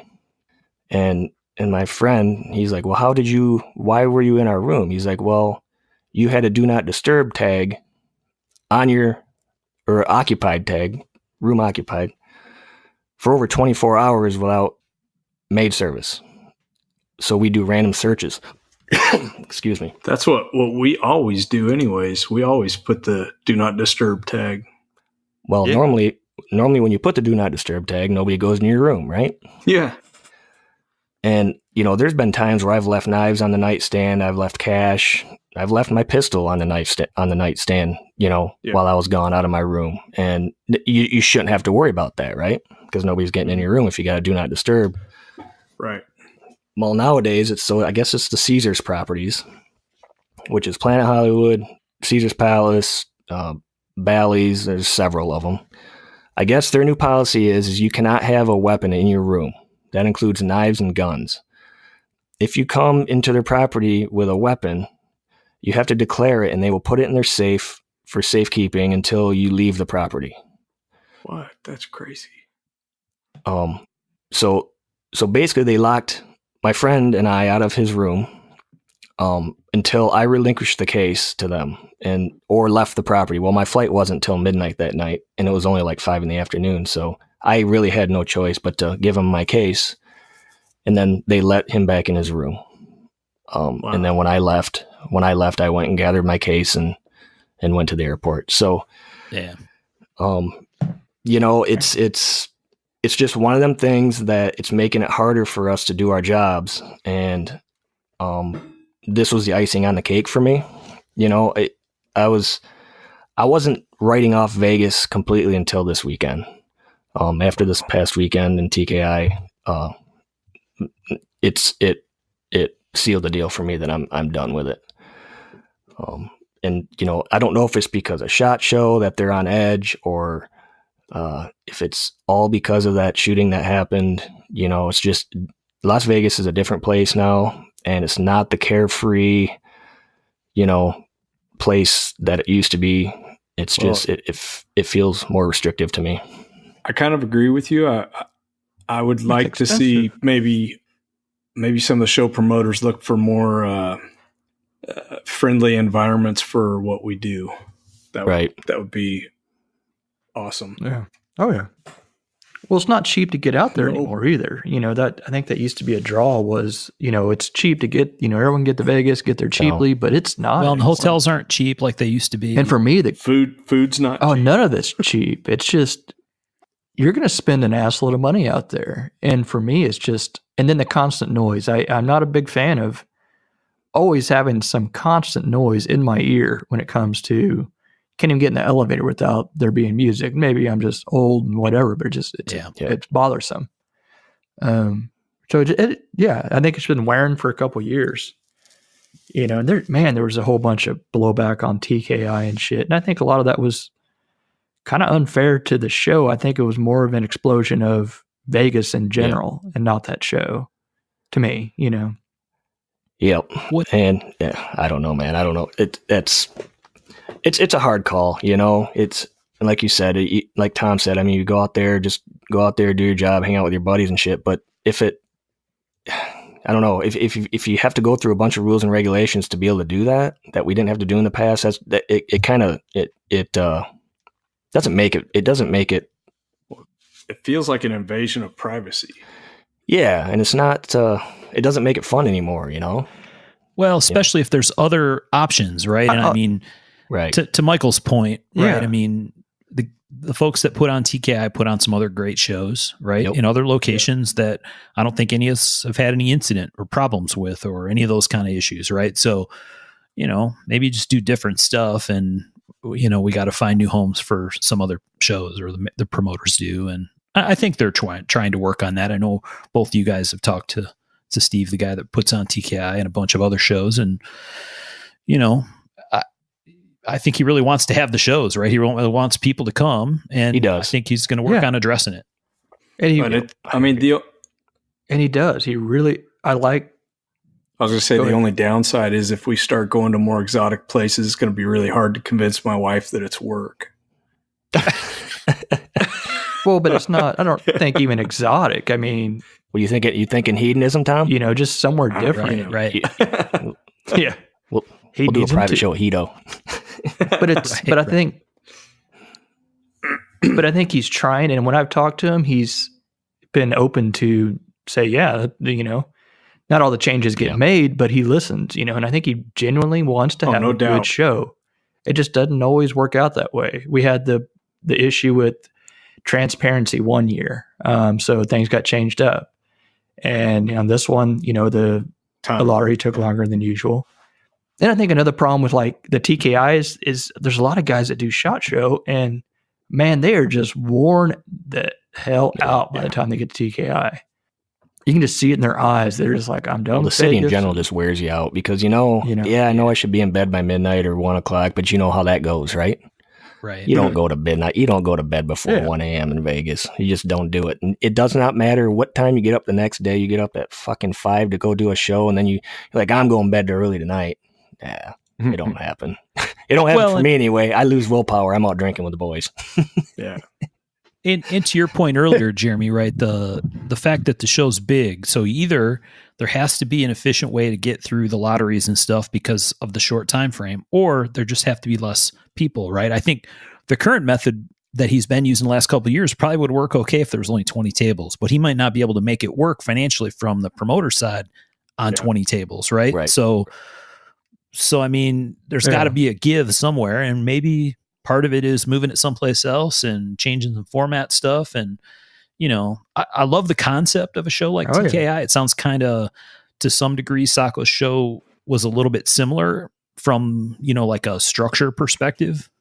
Right. But, so the concept of those kind of shows, an invitational type shows, is really fun. And I think people could really like it, but it's got to work right. And it's got to be in a spot that that can accommodate what we're doing. Right. I think some changes are coming, and I think there'll be good changes, Yep, absolutely. Which you'll see, though. So all that stuff aside, Jeremy, with the Vegas issues and whatever other stuff that was involved this time around, typically for shows for you, like you mentioned earlier, right? I think all four of you guys are in a spot where you don't really have to do shows, right? It's not, at this point, you're fortunate to be in a position where the shows aren't live or die kind of thing, right? Your business could function without it. So what do you like or dislike about shows? Why do you think they're important for makers to do, even if you don't really have to do them? I really enjoy doing knife shows. And that goes to seeing you guys, meeting new collectors. Like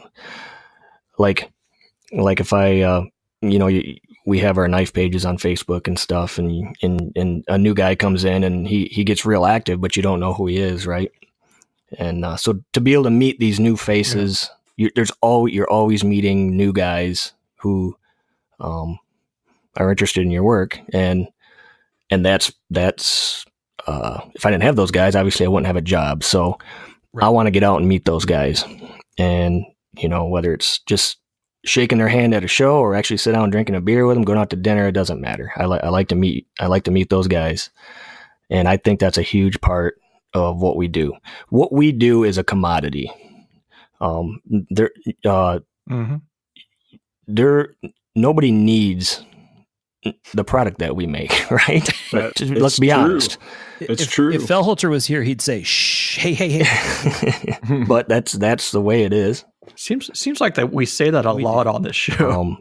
But that's the way it is. We're in the commodity industry, and I think, luxury commodity at that. Yeah, absolutely. And I think it's good to see the guys who are buying our commodities, and to make ourselves available to those people. And like I said, I like hanging out with you guys, man, sitting at a table and shooting the shit and drinking some beers. And for me, it's a social gig. More of a social gig than it is a like I'm doing it for a monetary gain, right? I mean, for sure. Like Mark said, we could sit at home and put them up online and probably sell them. But that's no fun, Right. That's no fun. So I think this is much more important for the long game. Yeah.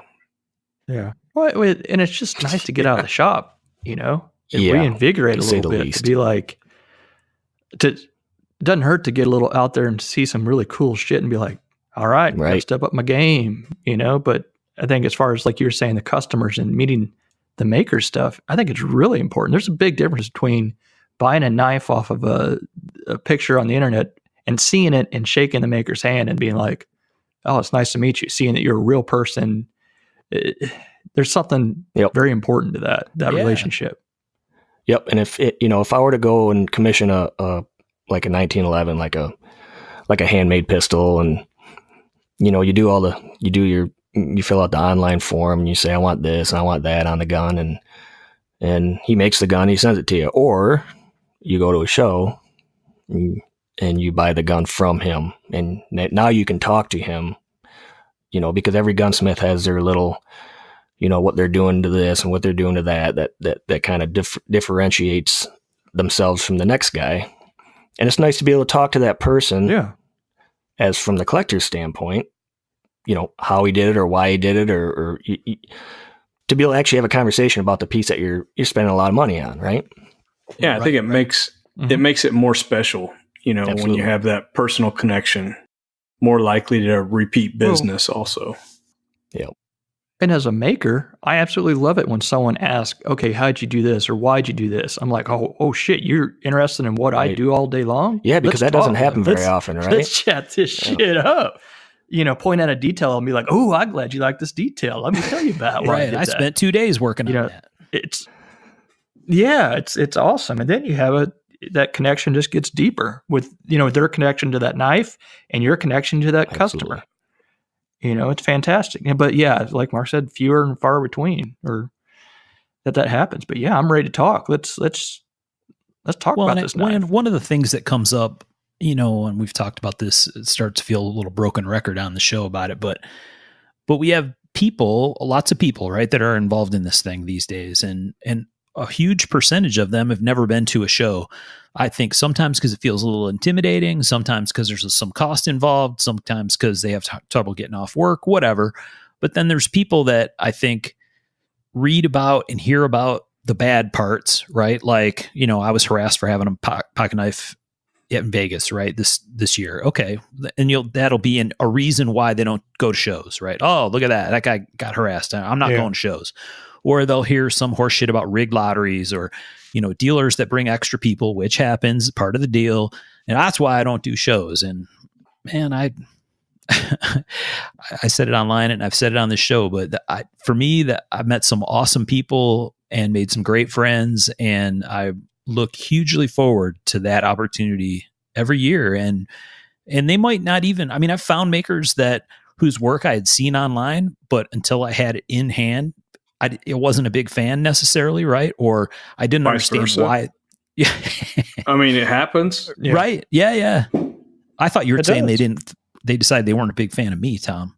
No. But that too. Yeah. That's what he meant. Yes. But just the whole experience can be really cool. You can see some stuff. You can learn a little bit more about some things you don't normally get exposed to. You might get to handle some knives you never get to see before in person. And the best part is maybe make a bunch of friends in the process. And it's this roving band of miscreants that show up in different parts of the country or world, right? Yeah. And the band's back together for a weekend, right? And that's super, super fun. Yeah. Yep. So that's love it. But I want to start mixing it up. I want to start doing some different shows and just kind of change up because it seems like the same. Let's do Blade West. And so I want to. Well, so you're just moving your mouth. You don't really mean it. No, that wasn't one I had in my mind. Okay. But yeah, there's some different ones I'd like to try out. Not like the New York show. I'd like to try that out. I've never been. I'm a little timid about hitting New York as a person who doesn't like being surrounded by tons of people. Dude, New York is fun as long as you don't have to stay there. It makes you appreciate where you are the rest of the year much more. Yeah, I bet. And there's cool museums just something and different. food. I am going to do Blade West this year, I think. Jeremy, have you ever done the New York show? I went the last year it was in Times Square, and the first year it was in Jersey, which I think he's moved it from that hotel, No. Correct? Is it? It's still the same hotel, I think. From the first year? Is it? Okay. Maybe not. I don't know. I didn't show at the show. I just went and hung out. Okay.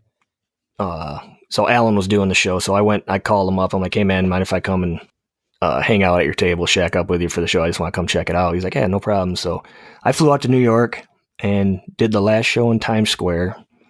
And then, like I said, the next year I flew out to Jersey and did it there. And I'm not a fan of that area of the country, so I'm just gonna I'll leave it at that. I think it's just a wrong place to have a fucking knife show, but that's neither here nor there. Yep. But no, I mean, it was cool. The first time I'd ever been to New York, and I got to see it, and that's cool. So I can say I've been there. But no, to answer your question, I've never actually done the show. Jeremy, quick question back on your knives. How do you design your knives? What goes into your thought process? I don't know, man. One of my early inspirations after I'd already gotten into making knives was, and still to this day, one of my favorite makers is Stan Wilson, with his curves and his advisor specifically, just that real curvy, just a beautiful knife, and I made one, and I'm going to say I'm not going to say that I ripped him off, but I was very heavily inspired by that design. And I made one knife, and I called it, and I made it right around the time we were getting married, and I brought it we got married down in Key West, and I brought it down, and I actually cut the cake with that knife. And so I called it the cake knife, and I only made one of them. I'm very heavily influenced by Stan Wilson, and I still have that knife. But so to answer the question, I guess, I typically just sit down with pencil and paper and just start drawing. And, I remember Kent Gilstrap, somebody asked me that question this was way back CK&G days. I don't know if you guys remember the CK&G forums. Yep. Oh yeah. Kent's like, yeah, I don't think Marsh can design a knife unless he's, drinking 3-4 beers. And so I think beer is his inspiration for his knife designs. And I always thought that was kind of funny, but, and actually, but is it true? Did you hear that? Shit, yeah. And get out the pencil, baby. That was a Dr. Podcast Pepper. Over. Jeremy's going to start designing. That's a Dr. Pepper. No, it's a Dr. PBR. I'm lying. He drinks Dr. Pepper during podcast time. He drinks beer when he's designing. Right. That's what it gets down to. Mm-hmm. But no, I guess, designing, I just, but pencil and paper and just start sketching. And if it looks good, then you got to try to make it fold. And if you can make it fold and work, then I try to cut metal and make it work. And if it works and it works out good, then, you make another one. That's the biggest thing is designing is the hardest part, right? Especially for a folder. Yeah. Oh yeah. Because everything, I love that part. Once you get the design, it's like, oh man, this looks pretty rad on paper, but will it work? Will it work? Can you make it fold and will the blade fit in the handle without changing too much of it and all that shit? So, it's pretty hard. Yeah, when you draw it out, then you're like, you go to make it work. You're like, oh yeah, I drew that about an inch longer in the handle. Yep. No wonder it looks so badass. Yeah. Yep. And that's you do. And that's one of the things with folders, right? Is you want to give the illusion that the blade is bigger than the handle because obviously it can't be bigger than the handle, right? It has to fit. You want those proportions to still flow and look like it's not a tiny blade and a big handle because I can't stand that look. And it can be tough to get that, to make that happen. So, do you do any CAD at all? Do you, like, once you sketch, do you put it in CAD? I don't, man. Everything's pencil and paper. I am old fucking school. Rock on. Have you thought about it at all? Derek Abataki from Steel Flame turned me on to Rhino, and I went and worked with Rhino at his shop for a couple days and played around with it. But I still go back to pencil and paper. So I have to start with pencil and paper, but I found that I think learning any version of CAD is probably the most helpful because, man, you can move all your geometry in very small amounts and make these huge changes. which for when I'm doing it on pencil and paper, it's just basically a big old erased smudge mark and some X's here and there and shit. Yep. I know it. And that's what it is. Nice. I need to get a CAD program. I just need to learn how to use it. Yeah. I think I may have to learn how to use a new one if my computer doesn't get back up and running. Bert's got them IT problems over there.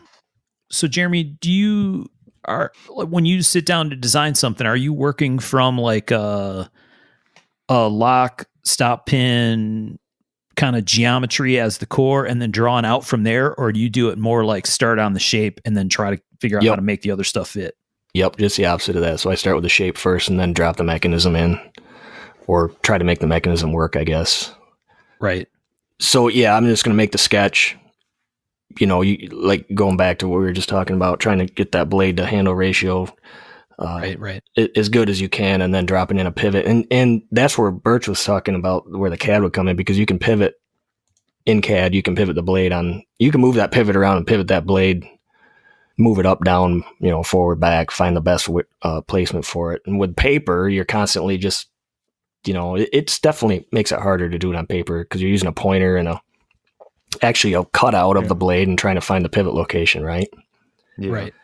Mm-hmm. But yeah, the mechanism always comes in last for me in design. Yeah, it's tough.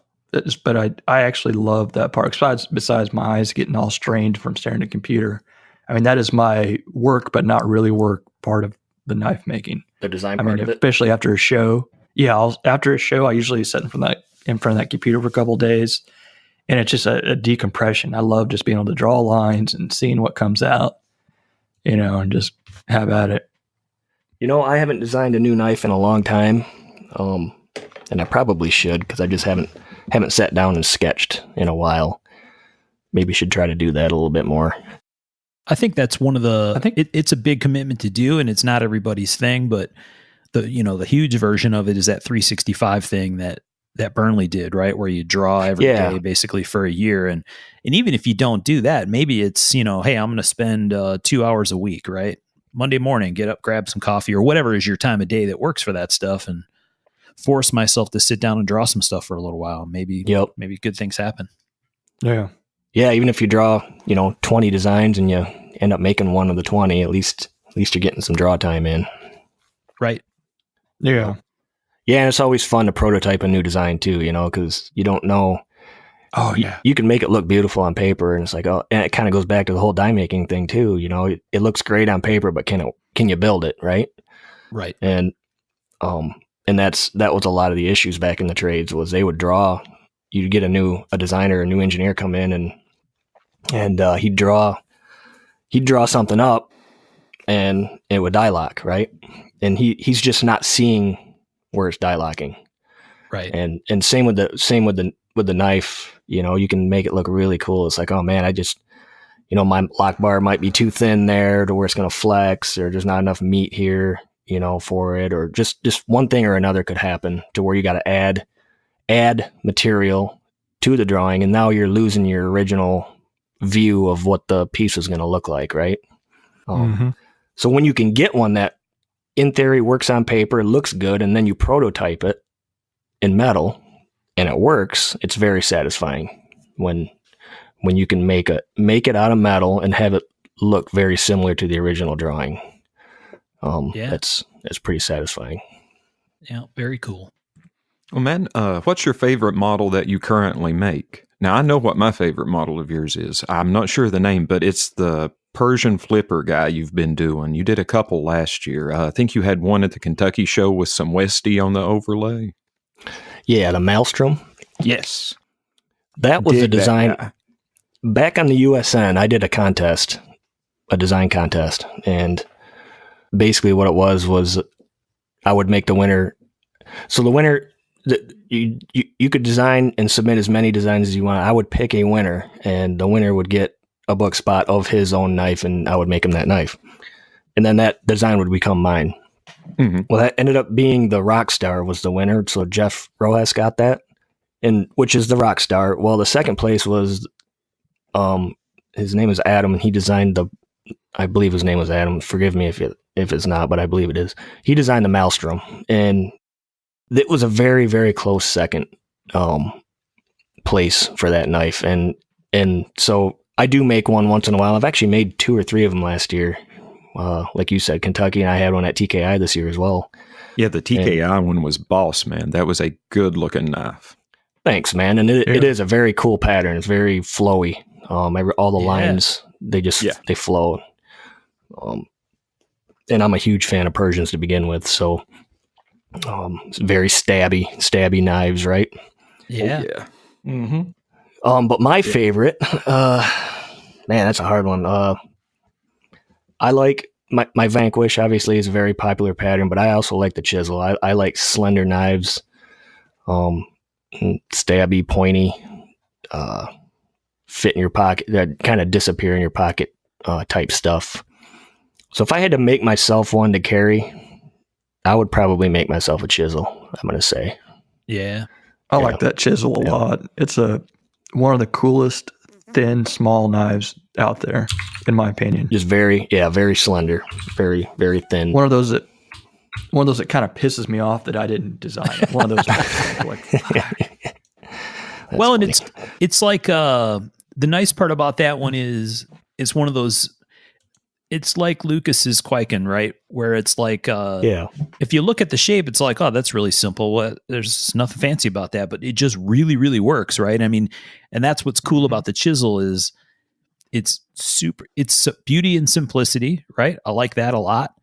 And it can easily lend itself to be a tactical piece or to be a very art style piece. To me, when I look at it, that's what the shape says to me is art knife, right?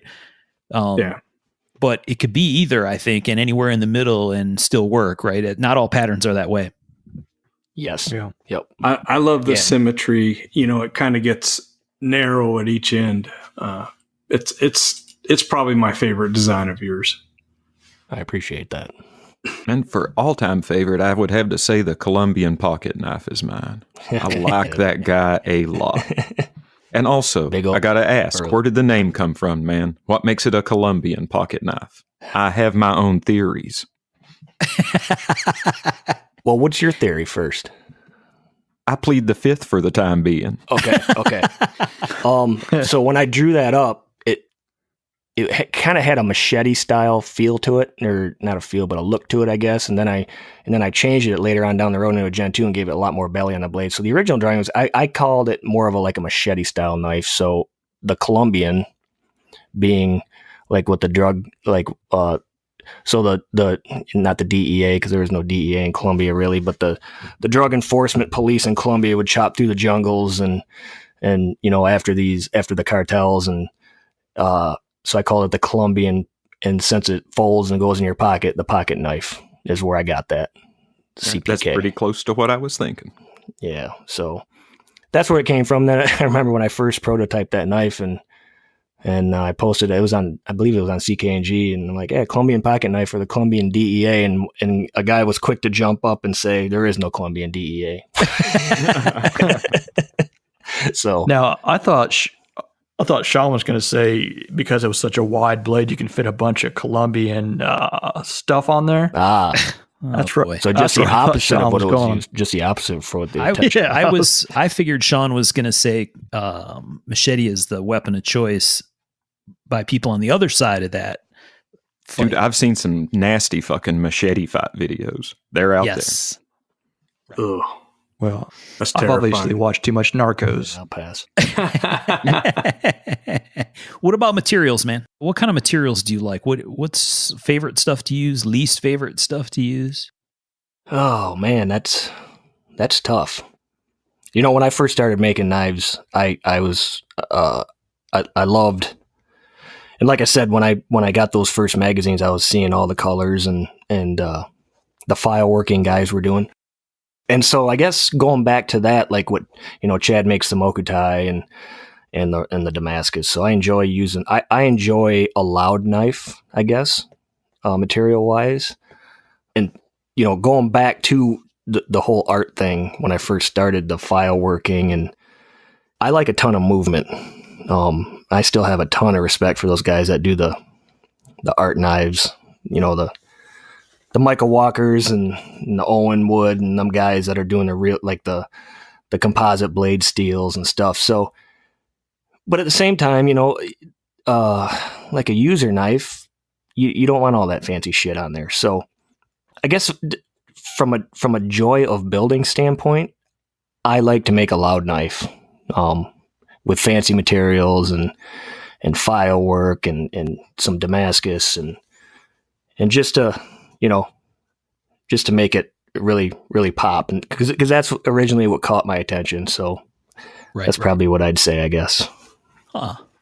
What about stuff you don't like? Is there any stuff that you don't like to use, either because it's a pain in the ass or hard to work or hard to get exactly like you like it? Obviously, carbon fiber sucks to work. Grinding that stuff isn't fun. And stellite's a pain in the ass, but I'll use both those materials. I haven't used SM100 because I was advised not to, just because you get the pain of the ass of stellite, but then you still have to heat treat it, right? Yeah. At least with stellite, after you spend the time grinding it out, it sucks. But at least you don't have to heat treat it. So, well, and then when you heat treat it might move around. Yeah. Yeah. Yep. Mark knows. How many times did we do that? 3 times he treated it. And once it gets that spring in it, it doesn't come out. The SM100 you're talking? Yeah. No, the SM100. Mark's got the only knife I've ever made with it because it was such a... I think, Berts, you're the one that told me not to use it. I think you're the one that told me not to use it. Probably. It's still soft. The detent ball's going to dig a track. Your bearings are going to mess in it. It doesn't hold an edge well. It's brittle. I'm not a fan. No, it was like a small fad there for, I don't know, maybe people are still using it, but it was like the idea of the colors on the blade, when you heat treated it. But which is Frank Fisher. Frank Fisher did a really good job of bringing out those colors, and he would pierce his foil in certain spots to get those blues and purples. Mm-hmm. Yep. I mean, if you got a method to get that, and you can do it successfully, but I mean, I heard it's kind of random. You don't know. It's kind of like clay tempering, I guess, right? Yeah. So they can have that. Dude, you don't want it. Well, I did 2 blades, and one guy, he had me reheat treat it. So I totally refinish it and treat it like 5 or 6 times, and he was never happy. And I'm like, I'm done. Right. I'm done. Yeah. Berts and I tried a bunch of stuff to try to get pattern into it and kind of, it's experiment, right? So yeah, we tried a bunch of things, and in the end, it looked coolest in the middle. I thought it was the best, the first one, because we had we put compressed air to it and gave it kind of these, different color across the edge, but it was so warped. Right. So when do you give it? So are you quenching it between aluminum and then giving it air? Or and then giving it air on the edge, because you have to, grind it and all that shit. Hand rub it and shit before. Yeah, because you got to be completely ground and finished before heat treat, right? Because you're not going to go back and regrind it. Nope.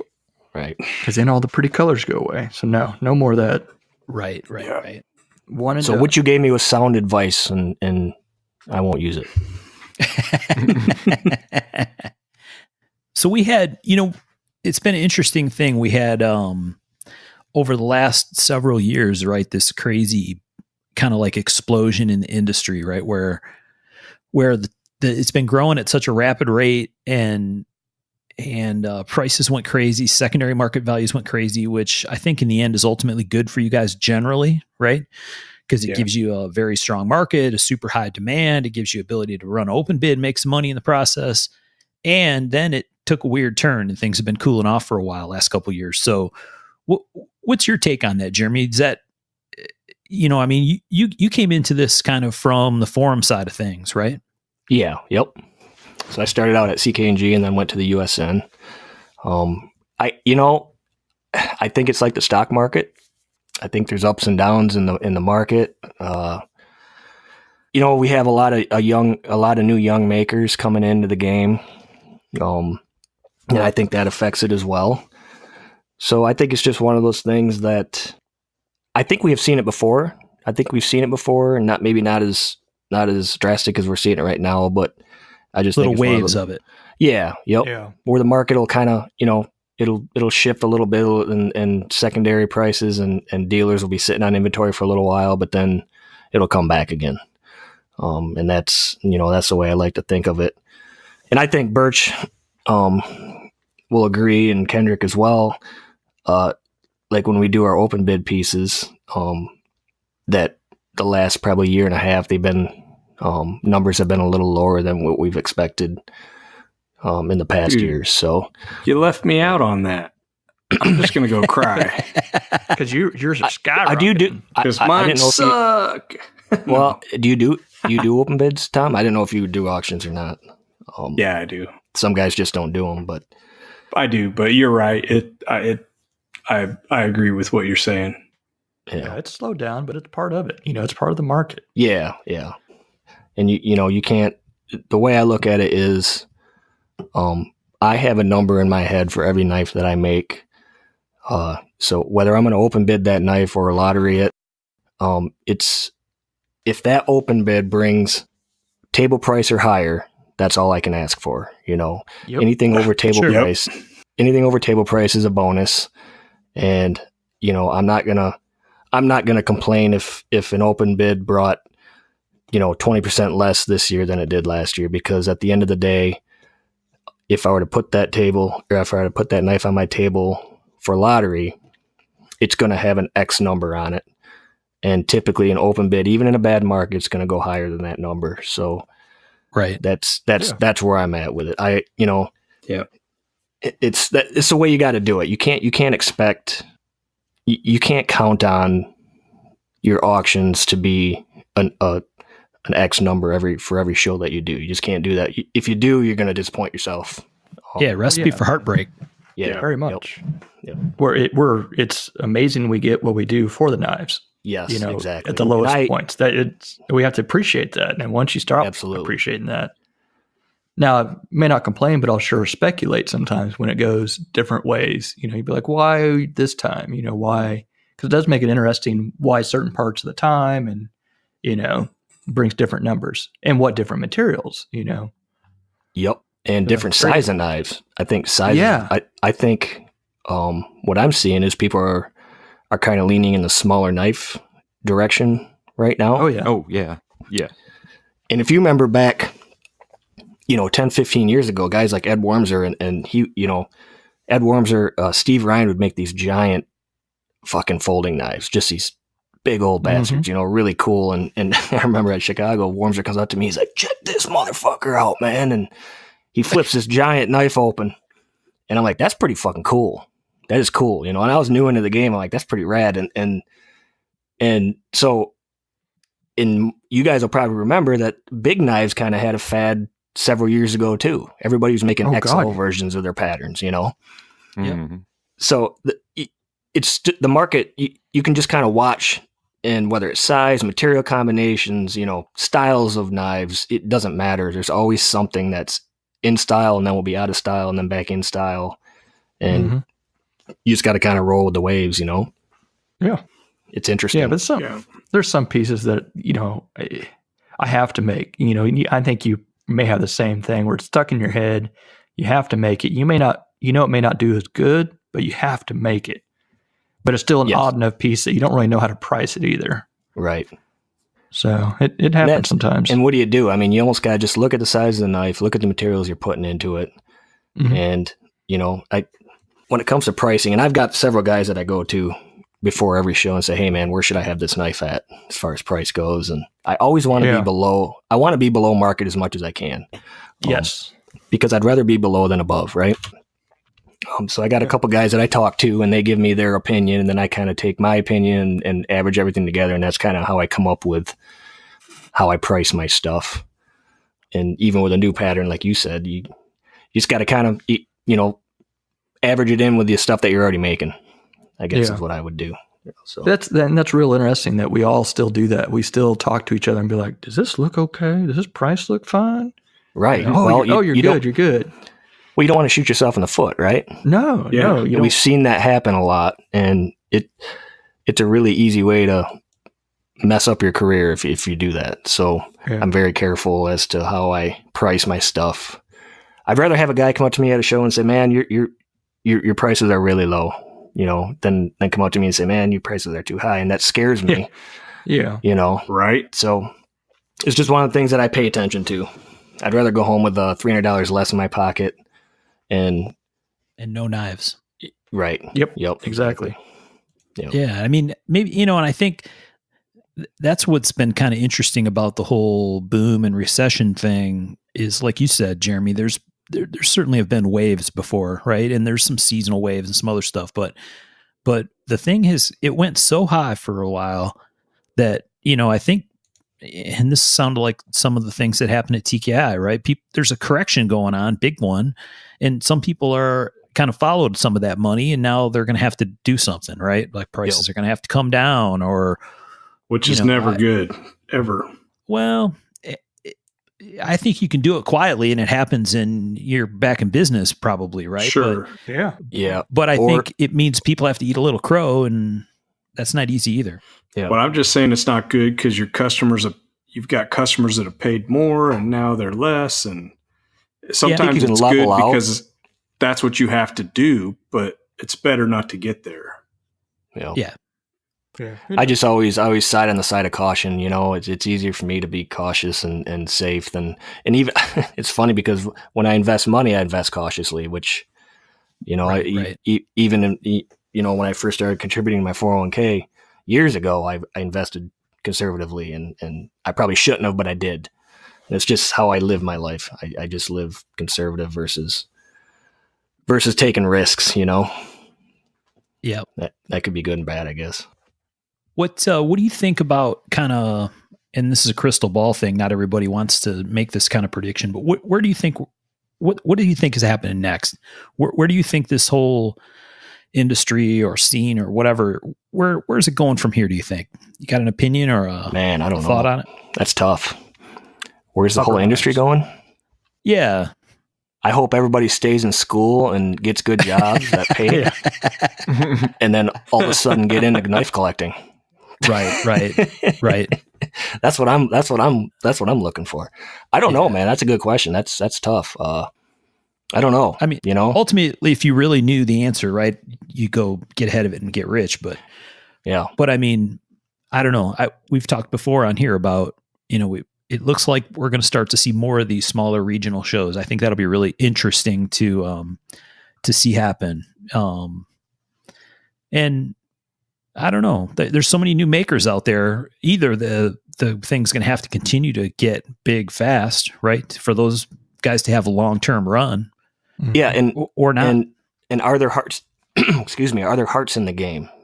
Are the new guys coming in? Are they? I have a passion for what I do. I truly enjoy making stuff, and so these new guys that are coming in, are they passionate about what they do? And you can see that in some of these guys. You get a guy like like Robert Carter and Matt Christensen and Chad Nell, them guys. I see they're making some really cool stuff, and them guys, they're going to do fine. But there's some other guys out there that you're not sure about yet, right? And are there hearts in the game, or do they just want to play? Right. And I think that's going to make an impact on the industry as well too. I'm not sure which direction it's going to go, but we'll see. Yeah.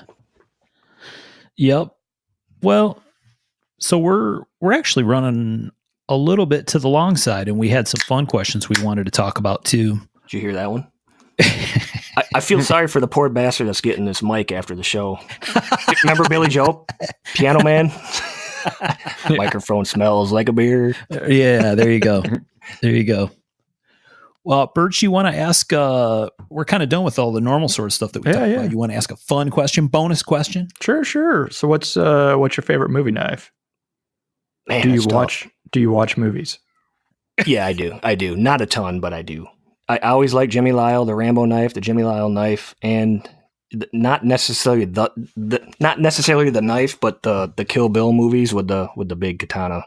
Oh yeah. The Hattori Hanzo katanas. Hanzo Hattori, yeah. Hattori Hanzo.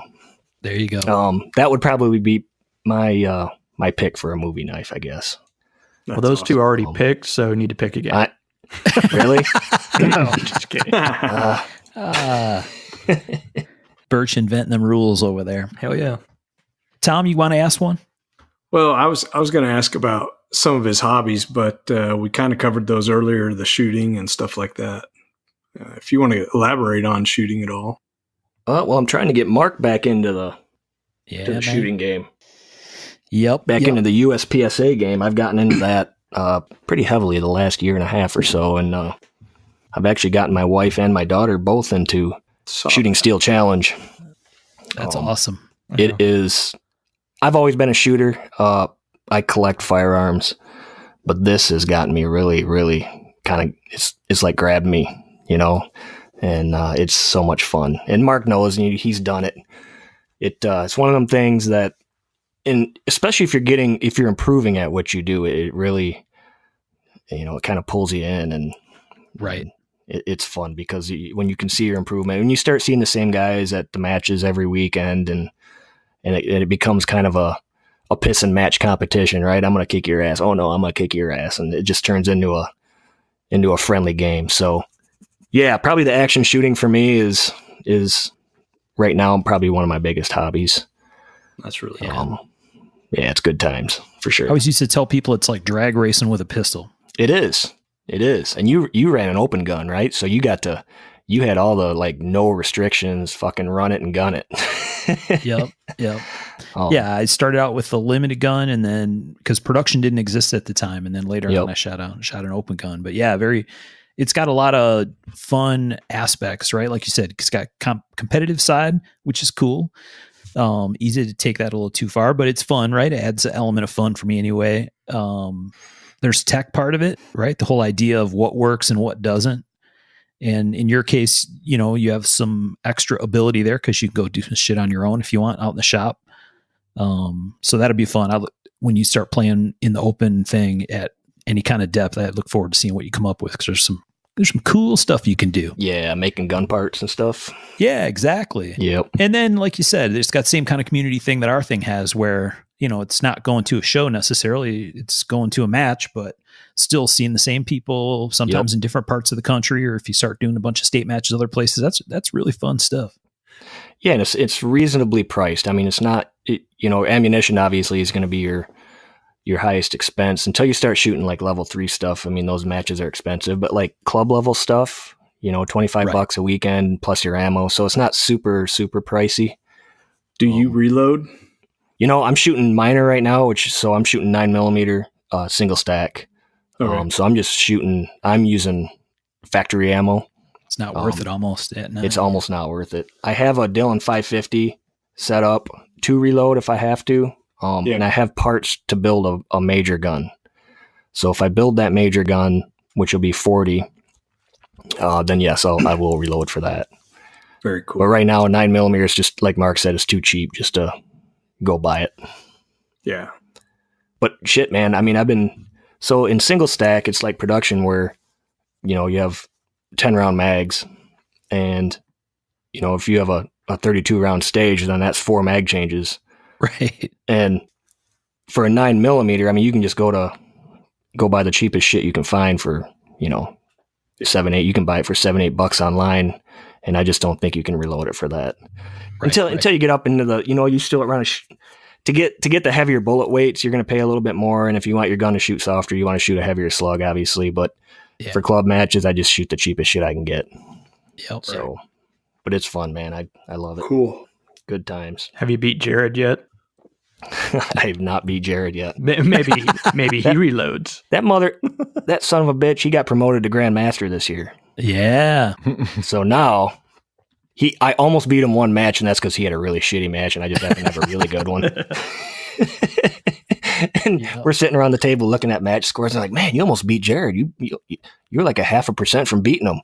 And then the next week, he just fucking cleaned my clock.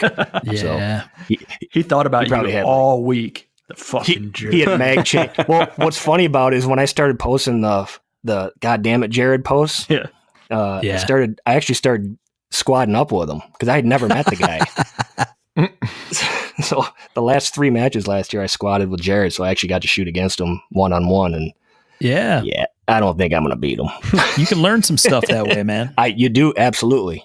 That's one thing with action shooting, man. You squat up with guys that are faster than you, and you will learn how to shoot fast a whole lot faster than shooting with guys that are slower. So slowest guy in the squad, that's where you want to be. Yep, exactly. And it's embarrassing because you're getting your ass handed to you, but hey, you're learning, right?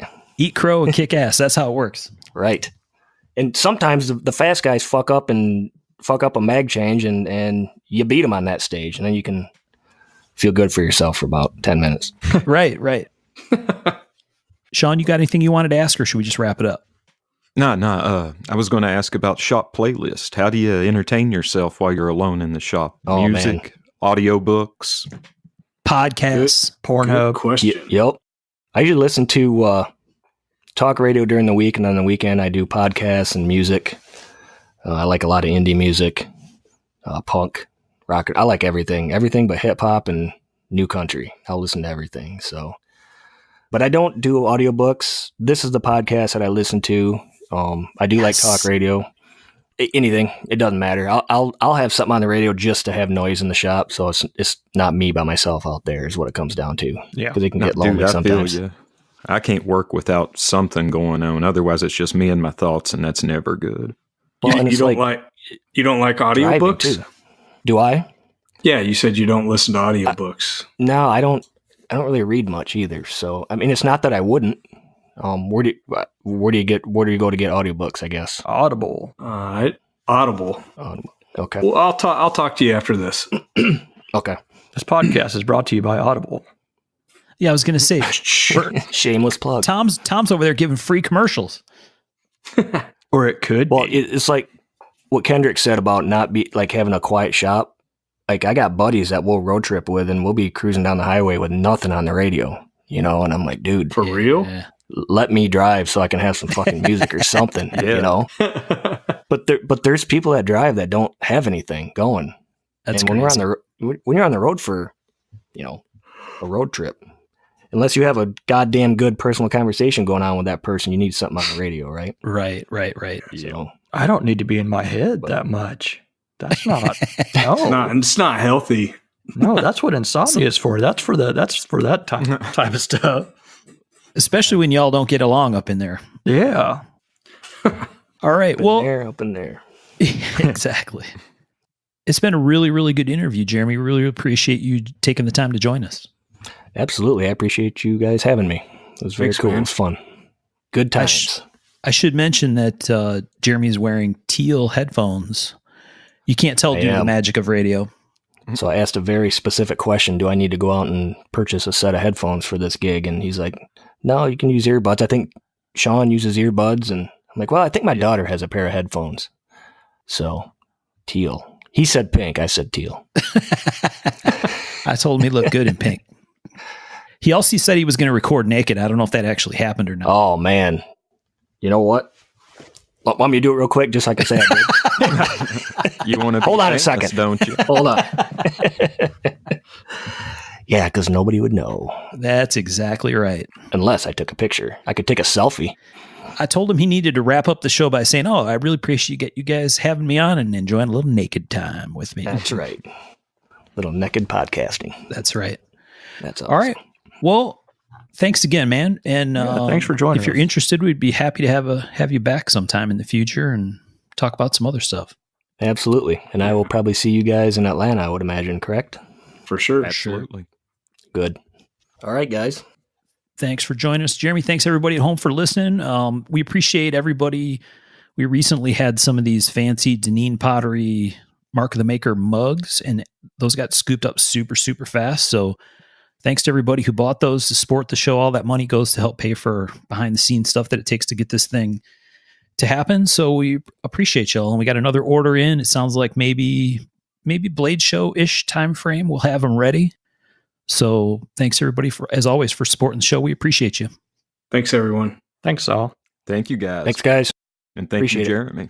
Mm-hmm. Thank you, guys.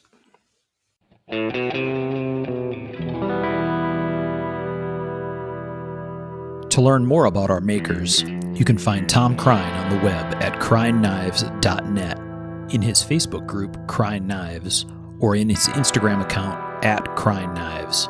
For Michael Birch, check birchtreeblades.com, Facebook group Birch Tree Blade Works, or Michael's Instagram at birchtreeblades.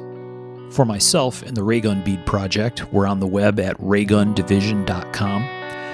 We have a Facebook group called Raygun Division, or my personal Instagram at msteiner. For those interested in photos, references from the show, or some discussion about the show itself, you can find us on the web at markofthemaker.com, in a Facebook group called Mark of the Maker, or on our Instagram at Mark of the Maker. Last but not least, the ultra cool and haunting background music we use for the show is a piece called Noir Guitar by Stevie's Amp Shack, found at the Free Music Archive and licensed under Creative Commons CC BY 4.0. Thanks for listening.